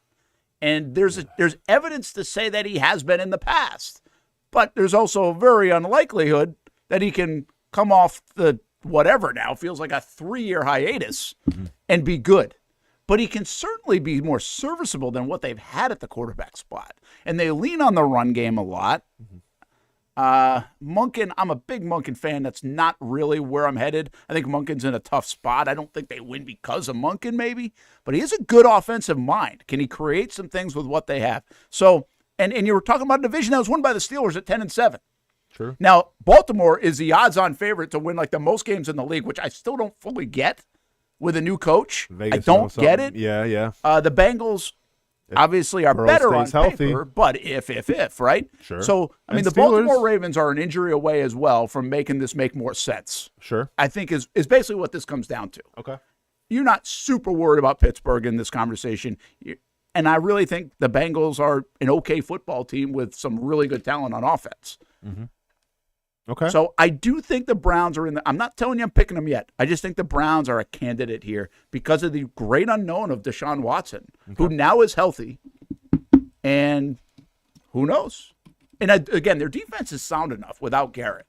It's certainly not as dynamic. There could be this one play. I doubt it. Doesn't work in football as much like this, especially with that position, where you take a guy like that off and everybody else has to do their part a little bit more. Yeah. But anyway, that's one of the candidates. Next thing, and this team makes me nervous not because of what I see on the roster, but because what Vegas thinks about them when the over/under. But the Tennessee Titans. Yeah, I think if this is not Brent talking, this is the outside world talking. Yeah. I think you could buy into Tennessee because I think there are a lot of big fans of Cam Ward. Sure. And I'm not yet, and I should say I am, so I'm wrong. But I'm not like, oh my gosh, Cam Ward. There are people that are really, oh my gosh, about Cam Ward, like he's that good. Yeah. And I know he's made crazy throws. And he's got nothing around him. Yeah. But I also think nothing around you can ruin you a little bit. Like it puts you in a bad spot. So, but again, you're talking about an AFC South that is known to disappoint. Yeah. The Jags are known to disappoint. Indianapolis has been disappointing. And Houston, who knows with C.J. Stroud, right? Like how many are they going to win if Stroud just is super average or not good? So I think I could see why people would make this case. I just still don't think Tennessee has enough. I'm not making the case for Tennessee. Oh, I'm going to sleep on them for sure. Yep. Raiders. I like the Raiders. You do, huh? That was mine. Yeah, look at the they're Raiders in a hard division though. They really are. This is a division that can beat each other up. This is the Bears thing from last year all over again. I feel like. Here's my problem with the Raiders, and I just had lunch with my buddy from Indiana when I was up in Ohio, and my college roommate. He's a huge Hoosier fan, and I told him this. I was like, I'm just not a big Mendoza guy. Like I like Mendoza, but I don't think he's going to be good in the NFL. I think he might be okay. But okay's not going to jump you up to win the division. Like, he's going to have to splash in year one for them to have a chance. Correct. And I just don't believe that he's that good. I think it's a bad QB crop that he was the guy that benefited from it. Sure. Now, again, others are big believers. Are you a big Mendoza fan? Like, do you think he's going to turn the Raiders around? I don't think he's going to, not in one season, no. Especially with they got Bowers, like they got some pieces. They got Genty, who hopefully does it better. Well, I was going to look at that. Like they do have they've accumulated some players now. They have. I mean, they got obviously a great player with Max Crosby on the other side. Yeah. Like they have some star potential. Chandler likes them. Mm-hmm. I mean, they do have Kirk Cousins there in case. Yep. Okay, Jason Hamby. I'm not going there. I'm just saying. Okay. But, I mean, is Genty a star? Jack Beck, Trey Tucker at wide receiver, and Jalen Naylor. They just Yeah, their wide receivers are really just okay. Yeah. Like, really just okay. Yeah. They've decent. They invested in Linderbaum. They have Jackson Powers Johnson, another, invested in him, your Oregon guy. Good offensive line. Their offensive line has gotten better. So they're not super weak at offensive line. They can run behind Genty. Their star is Bowers. And if Mendoza can get him the ball, they can probably score enough. On defense, outside of Crosby, do they have anybody that gets you excited? Well, they have Quay Walker and Kwity Paye. But those are two names, though. Quay Walker was actually a pretty big signing, I think. Yeah. I mean, listen, like, I don't know. Will they be better than last year? Sure. But can I see them competing with the Chargers, the Chiefs, and the Broncos? I mean, well, Chiefs we'll see. But the Broncos? Yeah, like if you look at the Jags roster and you look at for this conversation, Chicago's roster, where they did it last year, there was a lot more to like about the Chicago roster, wouldn't you say? Yeah. Agreed. Who did they hire? Who did the Raiders hire as coach? Should I know that? I should know that. Dude, yes, I mean, Brent, you should know that. We talk football, so we probably should know that. Let me think. Why can't I remember? Oh, yeah. See, this makes me nervous because it's Kubiak, isn't it? It's Clint. Yep. Oh, yeah. Okay, so is he like the Ben Johnson of this cycle or the Liam Cohen of this cycle? The Kubiak scheme, I hated playing against it. I'm just you did say saying. that. So anyway, okay, I don't see. Now I'm a little more intrigued. I'm just going to tell you this from the top But it's AFC. the Broncos, you know. AFC, my pick is the Browns. Out of all those teams you just mentioned, who's your pick? I can't pick the Browns in that division. I'm sorry. I Can't pick the Titans either. And I can't pick. How can I pick the Jets? You got to pick one. one. If I pick the Jets, you might as well carry me out of here right can't now pick the Jets. with a straight jacket. Because I mean, the Jets might be the highest odds ever been to win the Super Bowl. there's no way the Jets. So I got to go Raiders. Nice. I'm going Raiders. I'm going Cleveland. I'm going the Kubiak offense. I guess Mendoza's going to be the truth. Yeah, it's fair enough. Like I said, you got some star power. I'm not going the Titans. Genty, Yeah, Bowers, Crosby, and if he's good in Kubiak, to your point, if he's good, Yeah, maybe the Chiefs keep falling. all right. Okay. Go to the NFC. Okay. So NFC Giants. Giants are a good candidate here. I like the Giants a lot, Brent. But see, I'm not a huge the believer Giants on a lot. Jackson Dart. Sure. Surviving the I'm season. kinda with you. Yeah. I who else? Let's see who else. Lions. Who's their didn't they get a backup? Jameis. Oh yeah, Jameis. Gosh, they have Oh, they have like shoot. too much personality. Yeah, They have Winston, Dart, and Scadaboo alone.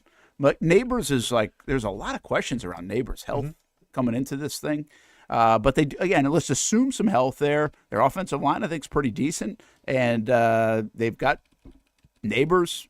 And if Scadaboo's good, and if Dart's good, like if, but that's what we're playing. That's what you play with the last place team. Correct. Their defense is good.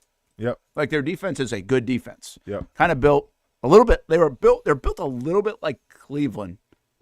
Now better because Garrett's not there. Where you're like, hey, they can play sound defense, or maybe the Saints even, because the Saints have usually played pretty sound defense. Sure. Now it's the question marks are: can you check the box of the QB, the offense on running game and wide receiver? Yep. And a division, by the way, that usually has a different winner every year. Correct. Like I think it was just broken last year. They had a streak of 20-something seasons where there was a different winner to win the East. Yeah. As well. So, and by the way, they do have Harbaugh, Of course, and Harbaugh, which might be the trust. biggest X factor. Yep. I mean, the NFC. We're not in the North because we just talked about it. Yeah, not doing the North. Sure. So are the Saints good? Saints could be a good candidate here. One because of bad division, kind of like the AFC South. Saints are my team here. Yeah. Got to be. To me, it's the obvious answer, Saints. Because, they play in a bad division, and I think what you saw from Tyler Shuck towards the end of the year, if you played fantasy football, like, he's more than serviceable. Like, he might be their franchise guy this year. So, I lean towards the Saints here out of anybody. Or if you feel, froggy and want to go with the Cardinals. In a division. Well, they got ETN with the Seahawks. They got ETN and Kamara, which is a very interesting backfield. Their defense again is Olave, Shuck. Like they've got some pieces. It depends a little bit how you feel about Kellen Moore, right? I think. Sure. And it's the biggest thing for the Saints is it's a gettable division. I mean, you basically have to increase 3 wins, and you don't have to jump 9 wins. You have to jump like 3 wins, and you might have a chance to win the division. And let's call a spade a spade. Or I mean, in terms of quarterbacks this division, Bryce Young. I mean, he showed some, but like, how do you feel about him? Fair enough. Baker. I mean, injury last year, but he had an off year last year. But they've got a little run money. They're going to get the contract thing figured sure. out. And Atlanta. I feel like Tampa's Who's Atlanta? a little. Tua or Penix? Yeah.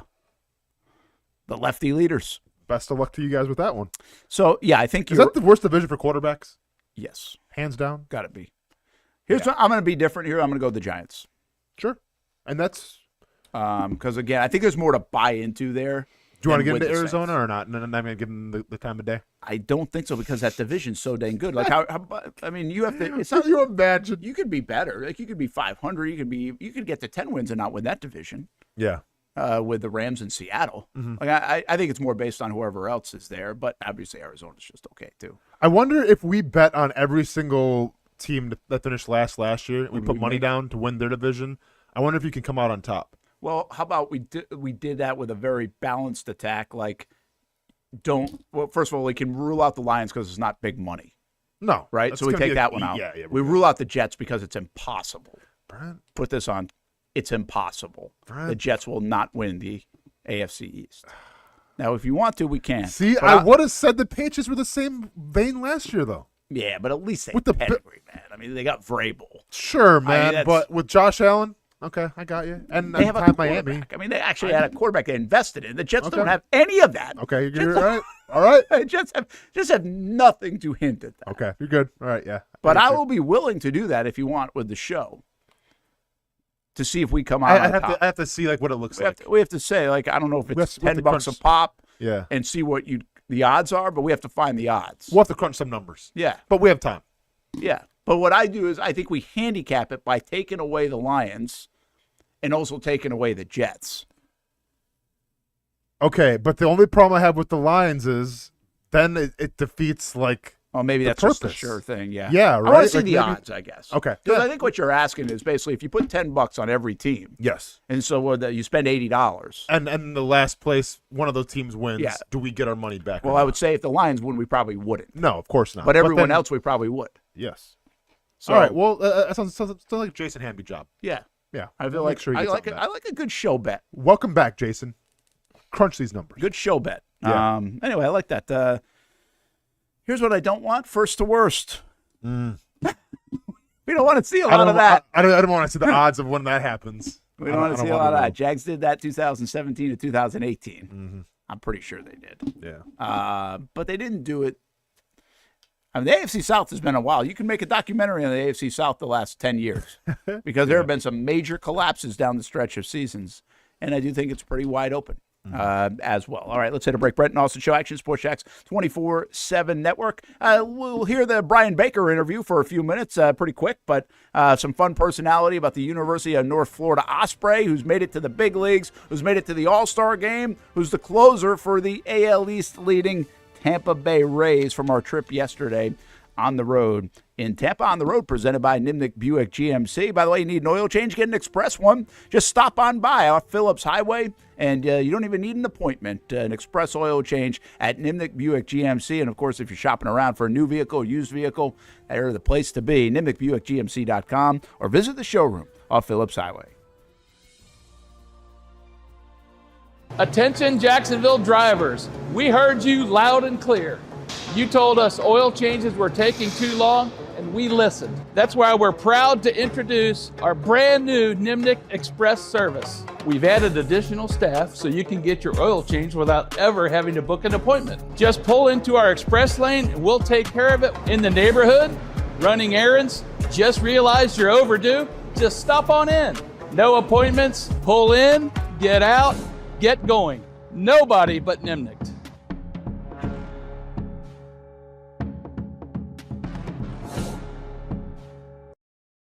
No one does it better, plays harder, or delivers more sports than CBS 47, Fox 30, and streaming on Action Sports Jacks 24/7. The only local, multi-platform, round-the-clock streaming sports show in Jacksonville.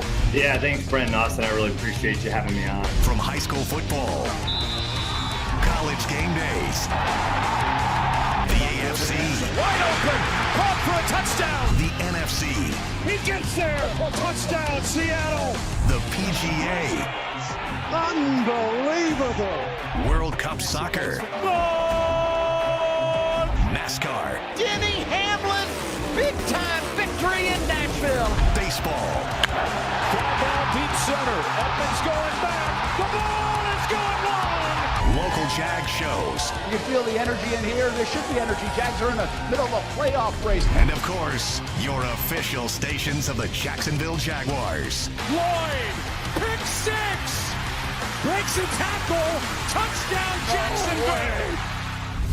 We have all the sports, the exclusive interviews. We got the best fans in the NFL. The biggest games, the live events to help make your business soar. So hold on and see why live sports is where you need to be. On CBS 47, Fox 30, and streaming on Action Sports Jax 24/7. Get in the game. Most of us know how to throw.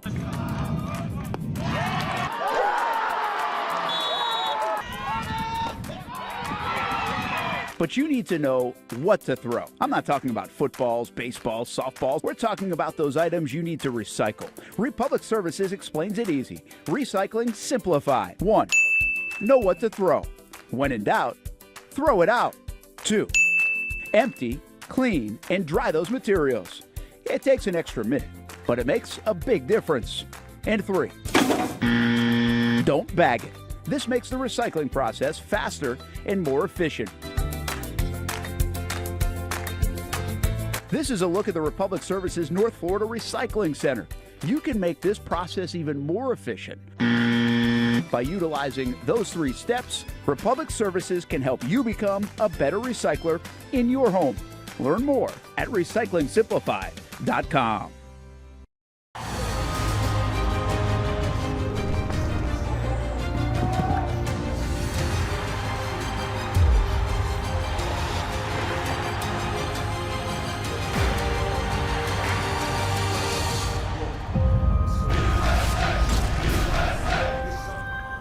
The FIFA World Cup 26, presented by Sporting Jacks. Get your tickets today at sportingjacks.com. It can be a silent killer, but awareness is getting louder. Blood clots take more lives each year than car crashes. And just like driving, you have to be defensive. A few easy ways to protect yourself or someone you love are to learn your Caprini risk score and ask your doctor about your blood clot prevention plan. Emily's Promise is a local nonprofit named for Emily Atkins, a young woman from Fernandina Beach who died after a preventable blood clot following a broken ankle. Her legacy is now driving change across Florida. The Emily Atkins Family Protection Act strengthens how hospitals screen for clot risks and train staff to recognize warning signs. Blood clots can affect anyone, including athletes, and the signs can be easy to miss. So be aware, be defensive, and help beat a silent killer with loud attention to risk factors and symptoms. Learn more at emilypromises.com. That's emilypromises.com.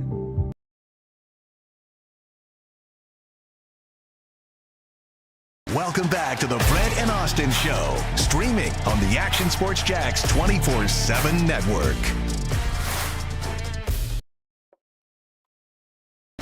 Hi, welcome back to the Brent and Austin Show, Action Sports Jax 24/7 network. Storytellers of the 904 Season 2 is out. We always get excited about this. Well, at least I do. I don't know if anybody else really does. But we like doing the interviews. And the idea is to, visit with some of the folks that you've heard of in Jacksonville and have made an impact in Jacksonville. And we have Season 2 underway now. Donna Orender, who obviously has made an impact in Jacksonville, but well beyond, too. So some of the big figures. And sooner or later, we might even expand this just outside the sports world at some point. But Season 2 is underway. You can watch it at actionsportsjacks.com. And Mal Washington is today at 2 p.m. and 6 p.m. and actually already up on YouTube as well under a playlist of storytellers. So check it out. It will continue to release a couple of episodes over the next few weeks, each week. And we're actually taping a few more, too. So storytellers of the 904. Welcome back to the show.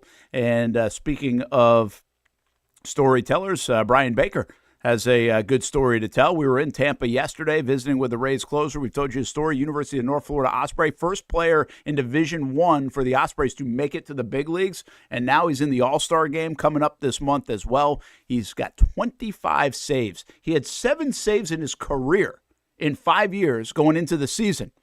He's got 25 saves for the first place Rays. They know how to figure something out, don't they? He's got a little bit of a vibe to him. The other thing they were telling me when I was in Tampa, that they did the whole light show and entrance, and that's a new thing. They haven't been doing that for him, which I think is kind of cool on the closer intro. Obviously the trumpets were a big deal with Diaz, but now the good closers have one, which is becoming kind of a cool thing in sports, where you see that intro. Of course. You don't have a lot of that in baseball. You got walk-up music, but nobody stops and celebrates a guy's walk-up music. It's just part of the ambiance. Yep. But I think the closer, you have a closer with intro? Trevor McGill. Is he coming in with I think he's got Metallica. Yeah. Okay. Yeah, he goes with Metallica. But so we asked him a little bit about that too, and some of the UNF days, and obviously about playing so well. Here's a little catch up with Bryan Baker.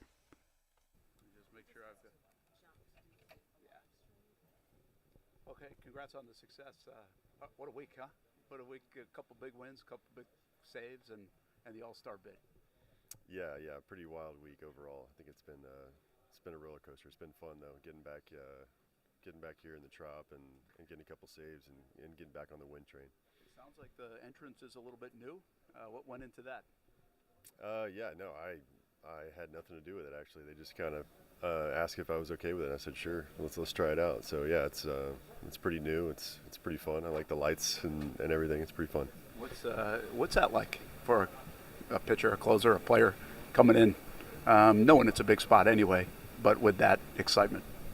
I'm pretty locked in at that point. I don't take too much of it in, but I think the lights is really all I notice is in terms of the volume, and anything else I'm pretty tunnel vision. I tune everything out. So, but it is fun no matter what to come in those spots and to have the excitement in the building and then try to go out there and finish the job. It's fun.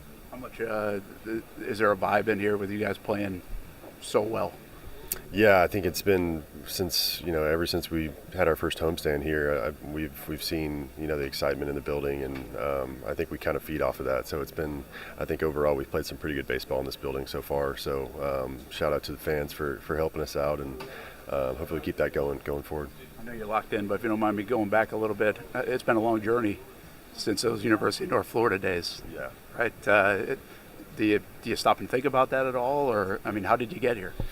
It's pretty crazy to think about for sure. I think it was a long journey. I think you get so locked in and kind of in the moment. You kind of, it's hard to look back sometimes, but in times like this, it is cool to look back and remember the days of being an Osprey and the good times there, and that being a really big stepping stone in terms of just getting experience at the D1 level. Being a multi-sport athlete in high school, I think college was the first time in my life that I was only playing baseball. So just that step in the process was huge, and I think the Atlantic Sun's a pretty good conference to go play college ball in and get to face some really good competition. So that was important for me. Are the rumors true that you were posterizing guys on the basketball court and Driscoll maybe took a look at you? I don't know about that, but I had some skills back in the day. I don't know about that though. Driscoll never took a look? I don't think so, no. I think there would have been too much on my plate, but fun to entertain for sure. I know these guys are going to get some stuff, but is there pride in being the first Osprey to make it to the bigs, now the All-Star, the accolades, and be that name attached to that university?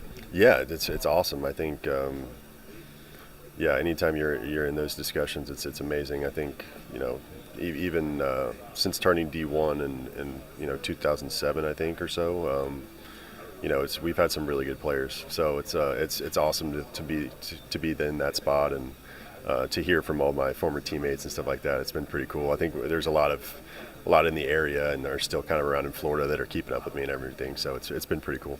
Thanks, man. Absolutely, thank you. And Baker, he was cool. It was good to catch up with him. Nice guy. You can feel the personality there that he has, and it kind of showcases, I think, when he takes the mound too. He's a pretty emotional guy, finishing off games. Some good fist pumps. Yeah. I watched him go down to the dugout yesterday, or in terms of the bullpen.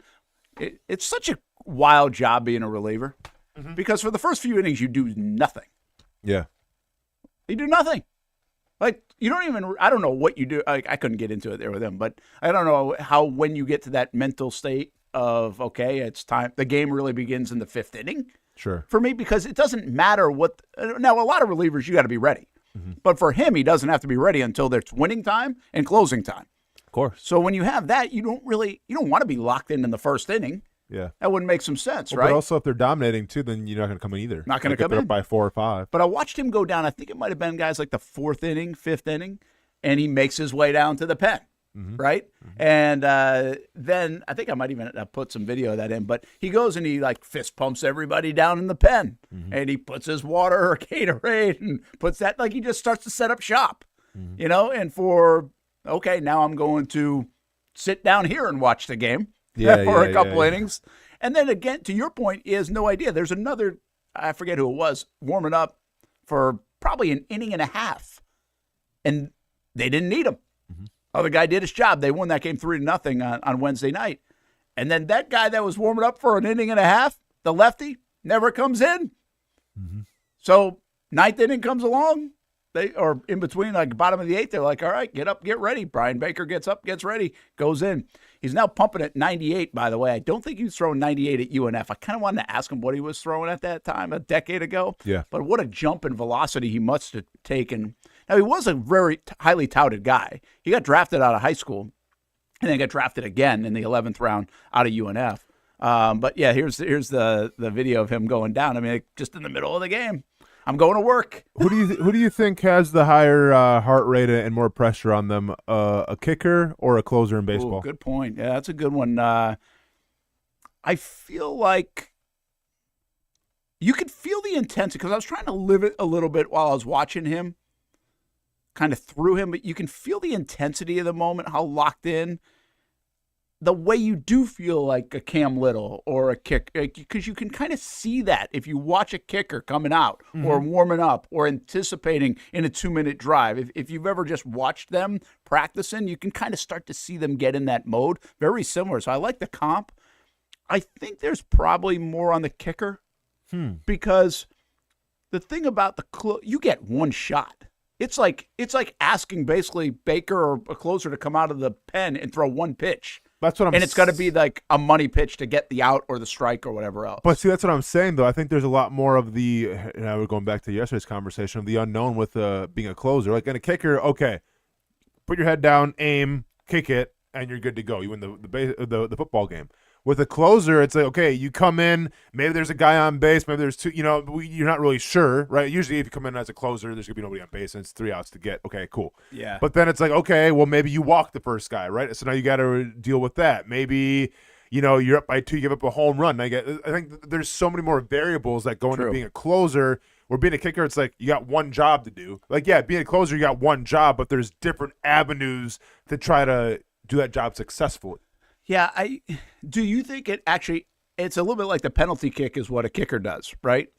Because in essence, if you do your job well, there's probably no chance for the other guy to stop. Correct. It feels like. Yeah, now a you little still bit more in a penalty kick. Well, you still have to rely on the guys blocking up front. I mean, yeah.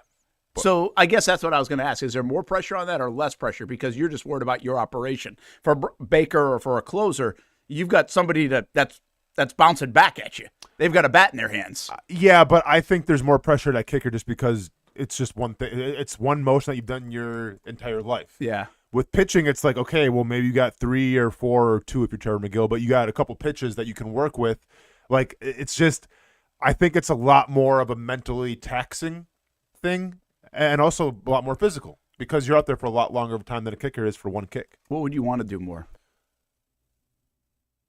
I mean, I would want to be the closer because, like, you're kind of the man, yeah. But if you're asking which one's easier, once again, neither of them are easy. But I'd rather be the kicker. I'd rather just get over with. Just one play, 1 second, boom, let's go. As opposed to like having to try to navigate a lineup and all this stuff. Yeah. Chandler, what do you think? Well, obviously, as a baseball player, I'm going to pick closer for sure. But do you think it's a lot more pressure on a closer than it is a kicker? It's a good question.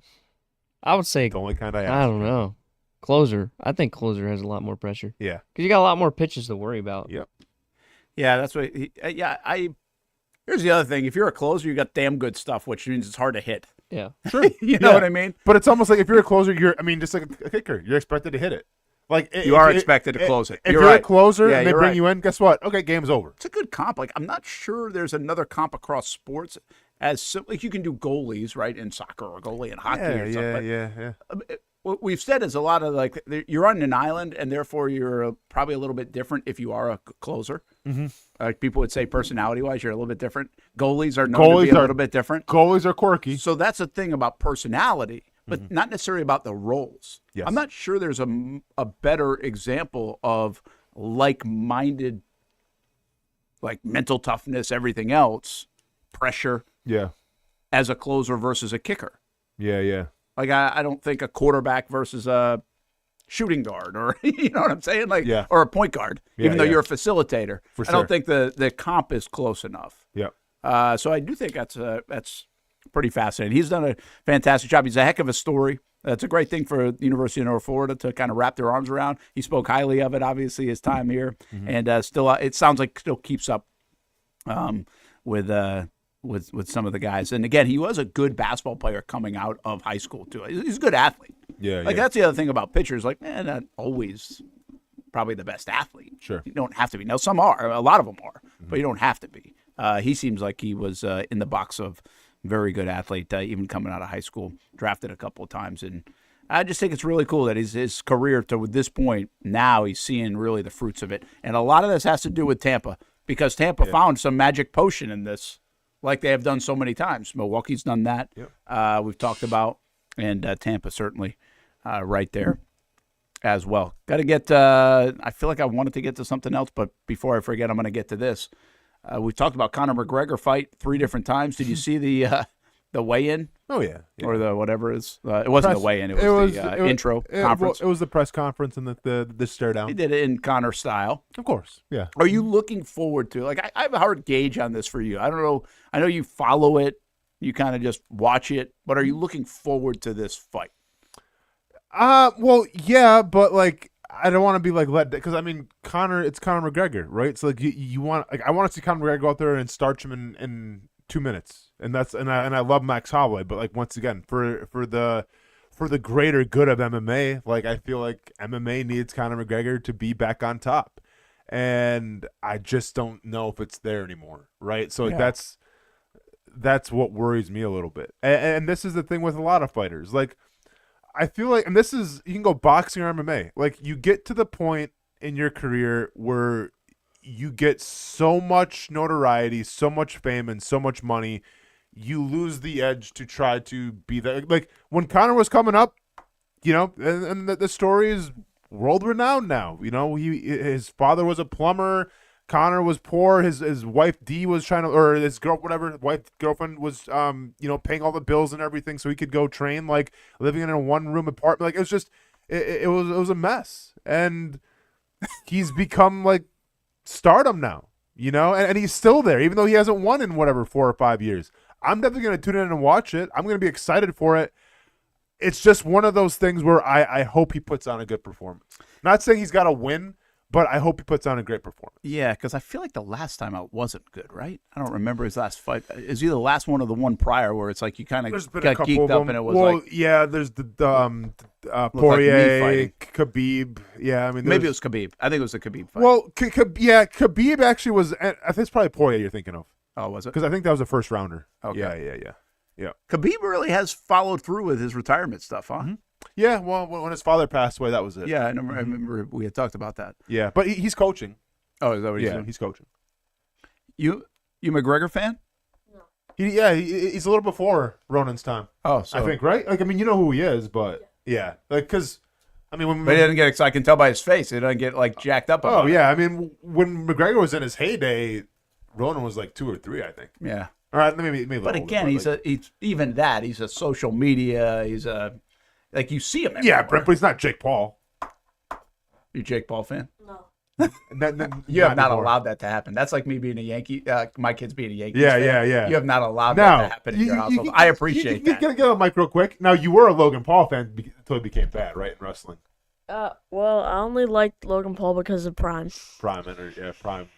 It works. It's crazy. Have you ever tried it? No, I've never tried an energy drink. Oh, it's not an energy drink. It's just hydration. It's Oh, that's like a Gatorade. It's like a Gatorade. Yeah, thing? basically, it's like yeah. Gatorade, yeah. Oh, okay. Chandler, are you a big Prime guy? I love Prime. Exactly. It's pretty good. Exactly. This generation. Exactly. What's wrong with that? It's just a drink. It is. Yeah. Okay, it's so really if I, sweet. if and I sugary, put but yeah. Powerade, Prime, or Gatorade on the table, because it's in that class, is that Yeah. fair? Oh yeah. It's in the same vein. Okay, what do you take? Gatorade, Prime, Powerade. Interesting. You gave the love to Gatorade. Yeah, I'm going Gatorade. It's the for OG, sure. Brent. Really? It's the OG. So the Gatorade still has power there. That's It still holds like up. we would have said Gatorade. I knew Of that, course. but I Do you remember didn't- All Sport? I do. Yeah. Chandler, you ever heard of All Sport? I haven't. They have Hey, like a red. What? Like the- It was a carbonated, sugary, touted as a hydration drink. Now, looking back on it, I don't think it did crap for hydration. It was soda. Yeah, soda. Yeah, it was soda. And remember like that aftertaste? Remember, so you know like when you drink like Hawaiian Punch? Yeah. It was like that, but like so on good going steroids. down, too. Yeah, man. The All Sport. that's it. I haven't tried Prime. I guess I don't really drink Gatorade or Powerade anymore. I either. assure you, you're not missing out much on Prime. I'll bring it to you next It's week. good. But you know what's good though? But take Prime, make them popsicles. Oh, yeah. Oh, yeah. Actually, Yeah, we tried those. I do like Prime popsicles. God, that reminds me of my grandmother days making popsicles. Yep. My grandma over too. at Nana's. My grandma Yeah, too. What is I don't it know when why grandma's people- making popsicles? I know. I don't know. That's a thing, right? Maybe, yeah. I don't know. I think out of Kool-Aid, Yeah. really, is what we did it with or Yeah. something. But maybe when times are tough, that's what you did. well, it's cheap. Yeah. It's cheap. Well, that's what I'm saying. And it's refreshing this time this summer. That's what you did. You didn't have AC. Yeah, You yeah, ate yeah. popsicles. Yeah. Y'all ever get the frozen yogurt? You put them in the sticks. or Go-Gurts? whatever? Go-Gurts. Yeah, those are good. You freeze them. Yeah. Go-Gurts. I do like a frozen go. That's nice. Yeah. Oh, that's nice. Yeah. That's nice. It's good. So like, your grandma did it though too? Like with Oh, yeah. popsicles? Juice? What'd you use? I really think it was. I felt like it was Kool-Aid. Okay. Yeah. I feel like it was Man, Kool-Aid. those recession popsicles, man. But I think Those it are was. I'll tell you what. I think we did stuff with like orange juice and even apple, like all different kinds. Yeah. I did it too. Now that it's kind of coming back to me a little Yep. bit. We never did that with our kids. Well, it was. I will say when I think of my grandmothers, kind of probably the way you think of your grandfathers. Very simple. Oh yeah. Like stuff was very simple. Like it was popsicles. It was, hey, go grab a tomato from the garden. Like they lived in this tiny place, but they grew tomatoes in their backyard, like small patch of grass. Yeah. Like take you 3 minutes to mow the lawn. Yeah. Right. Oh, yeah. My grandfather built a pool, like an above ground pool, in the garage. It was freezing. But it was probably at that point, it was kind of like what we would say today, going into a cold tub. Yeah. So it was for actually sure. very good for you from like inflammation and everything else, right? Yep. It was that cold. Yep. I'm not lying. Like it was that cold. Yeah. And like you had to grow up there to get in there. Cojones. Yes. And That's amazing. but it just felt like it is amazing that like how simple, and I don't feel like we do a lot of that. Nope. I kind of wish we did. Like even now, you think back on that, like because there are simple things like making popsicles that you can do that could stand the test of time. But honestly, we don't do it. Yeah. Living life in the fast lane, It happens, man. I guess. We all evolve. Yeah. I wanted to ask one more thing about UFC though. Yeah.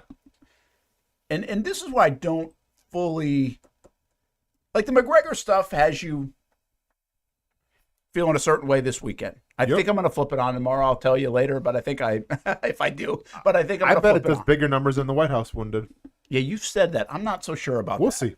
But There's we'll soccer see. too. Yeah. And yet, it's such the boxing game, the fighting game, and now what I would say is the UFC game because I don't really think of boxing. Mhm.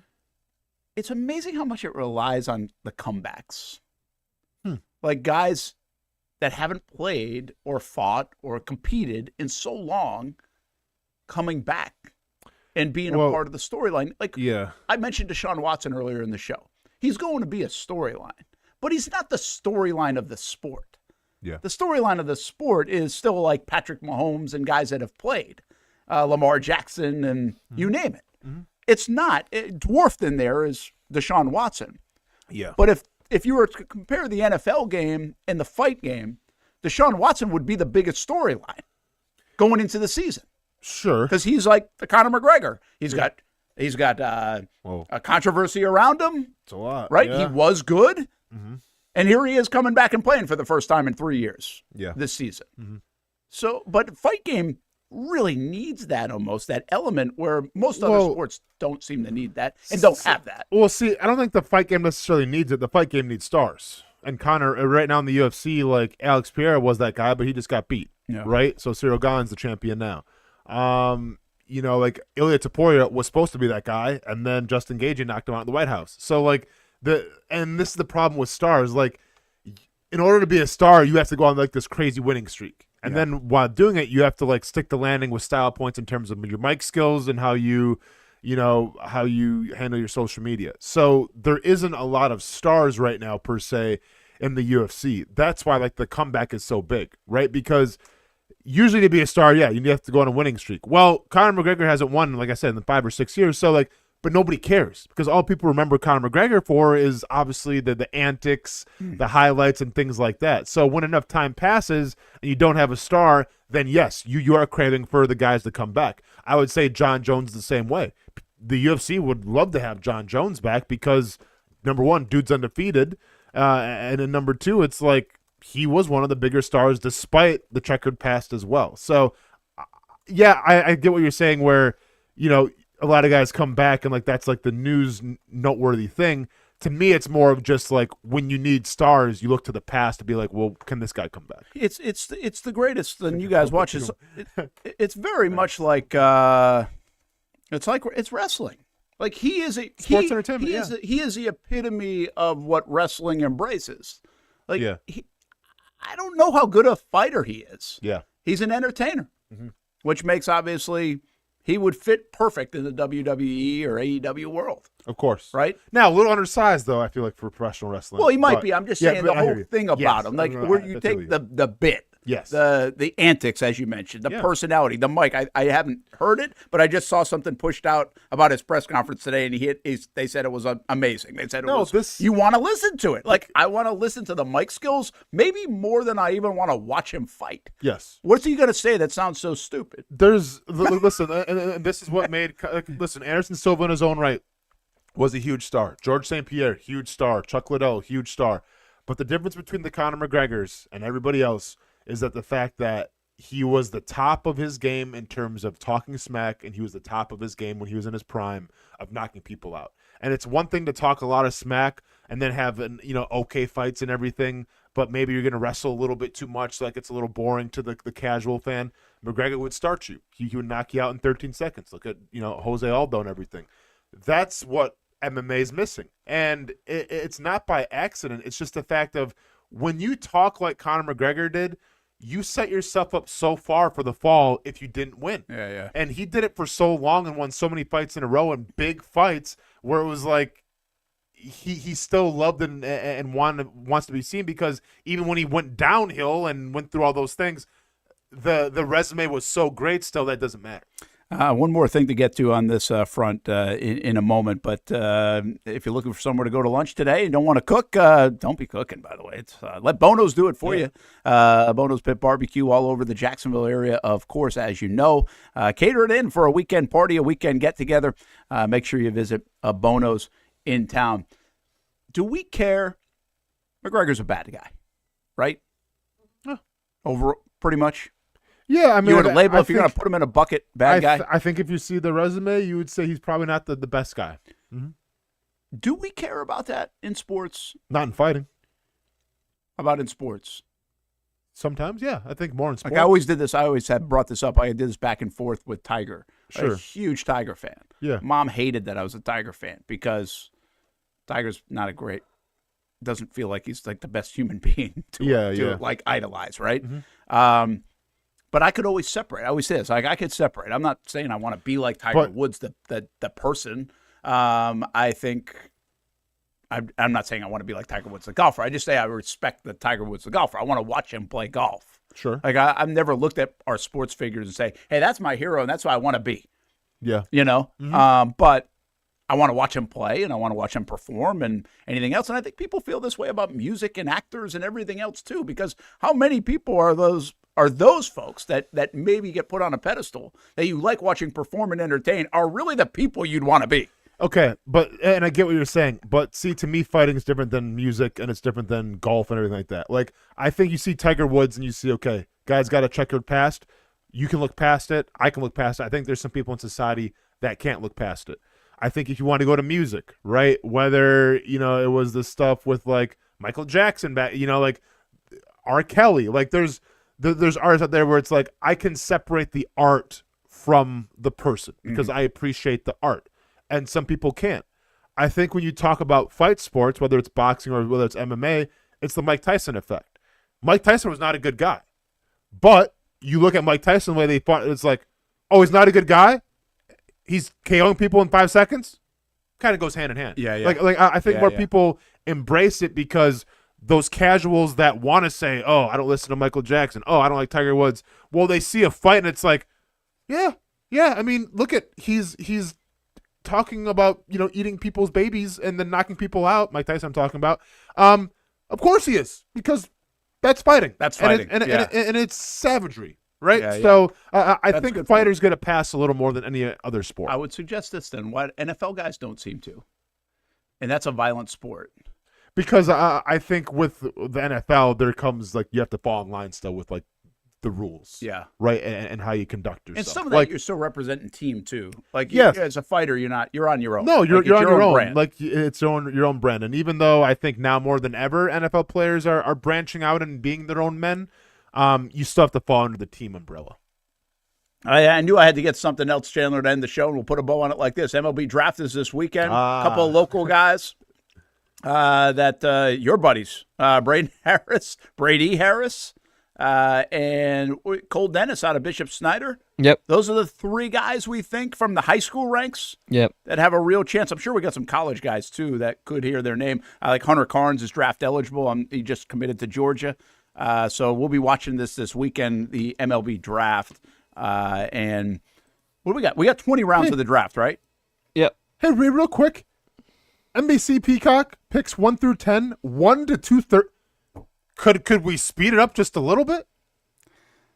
Yeah, and by the way, not picks only that, 1 through 10 are an hour and 30 minutes. Hey, Austin, what? Not only that, but this is why. Like I guess a fair question around draft time. Speed it up. Why is the NFL draft so big? Right, the NBA isn't, NHL isn't, Yeah. Major League Baseball. Well, this is part why Major League Baseball isn't. Yeah. You're going to do it at 1:00 in the afternoon, number one, on a Saturday afternoon. You're going to split it up for 90 minutes on NBC and Peacock, and then go over to MLB, and then go over to MLB.com, and then go to day two. It's like, my goodness, I need a TV guide and a technician to help me find the freaking MLB draft. Like, why? The fact that let's combine them. Picks 1 through 40. You're starting at 1 and you're over at 430. We're good. Yeah. See, I think people want to just put on. I don't even think they need a show. Oh no! I mean, listen. I remember when I was following along when my cousin got drafted. It was a long day. Yeah, it was long. Long day. Hey. Any word where those big. guys are going to be drafted? Like any projections? Well, I think if they were to say, hey, I want to be drafted, right? Okay. Let's take Brady Harris. Again, Chandler's buddies with these guys, some of his best friends. And if Brady Harris really wanted to be drafted, would be maybe a second or third rounder? Yep. Is that fair? Dang. Yep, for sure. And he's actually lost some draft stock, if we're being honest. Yeah. Coming off this last year. He was like a top 10 pick. Mm-hmm. Probably top 15. Yep. Again, Crazy. projections. That doesn't mean he got worse. It just means the projections change. Brady Harris. Braden. Yeah, Brady's at Trinity. Braden, you played with at St. John's Country Day, one of the best players in Florida this year. Really produced. Probably increased his stock. Mm-hmm. But he's going to Florida State. And I don't know if he wants to go the pro route. Where would he go? Maybe top 3 or 4 rounds? 3 to 5, I think the 3 range to 5? is. Okay. And what's his fastball at? Like 94? 95? 96. 96? Yep. But is that why he's not going higher? Because the curveball's deadly. I think it's size. Is it his size? Yeah. He's not a big guy. Yeah. Like Watson last year was a big guy from Jacksonville. Yep. It's amazing. But he's like the best pitcher. I think you could argue, he's the best player in the state. Okay. Delivered and has been delivering for years. And then, oh, well, wait a minute. We don't think he's tall enough. Yeah. So 5th rounder instead of a 3rd rounder. Crazy. Oh, getting people out. Yeah, Like, exactly. isn't that the name of the game? Yep. I get some of the projection stuff. But good luck to those guys. We'll follow along. We'll have Action Sports Shacks primetime for you all weekend, 10:30 on Fox 30, 11:30 on CBS 47. Team Norway in the house. Sing for Norge. Hot for Norge. Hey. I'm rooting for Norway. Plus 300. England's a favorite. Okay. I like Norway. You think they win? I do. Yeah. You didn't say that confidently. Yeah. Because I was building up dramatic pause because they're the giant underdog and no one's going to win. Hey, I do. I like it. I do think they can win. Yes. If there's a major upset this weekend, it would be Spain. Well, I thought it was going to be yesterday with Morocco because Morocco was playing well, and that fell apart come quick, to fruition real quick. Yeah, Spain would probably be the biggest. Well, I mean, or Argentina, because they haven't been playing well. I think this is the game Argentina finally looks like Argentina, and they don't get watch them go to penalty kicks or something. Yeah. That's the way I'd play it if I were Switzerland. For All sure. right, we're back here on Monday. Have a great weekend, everybody.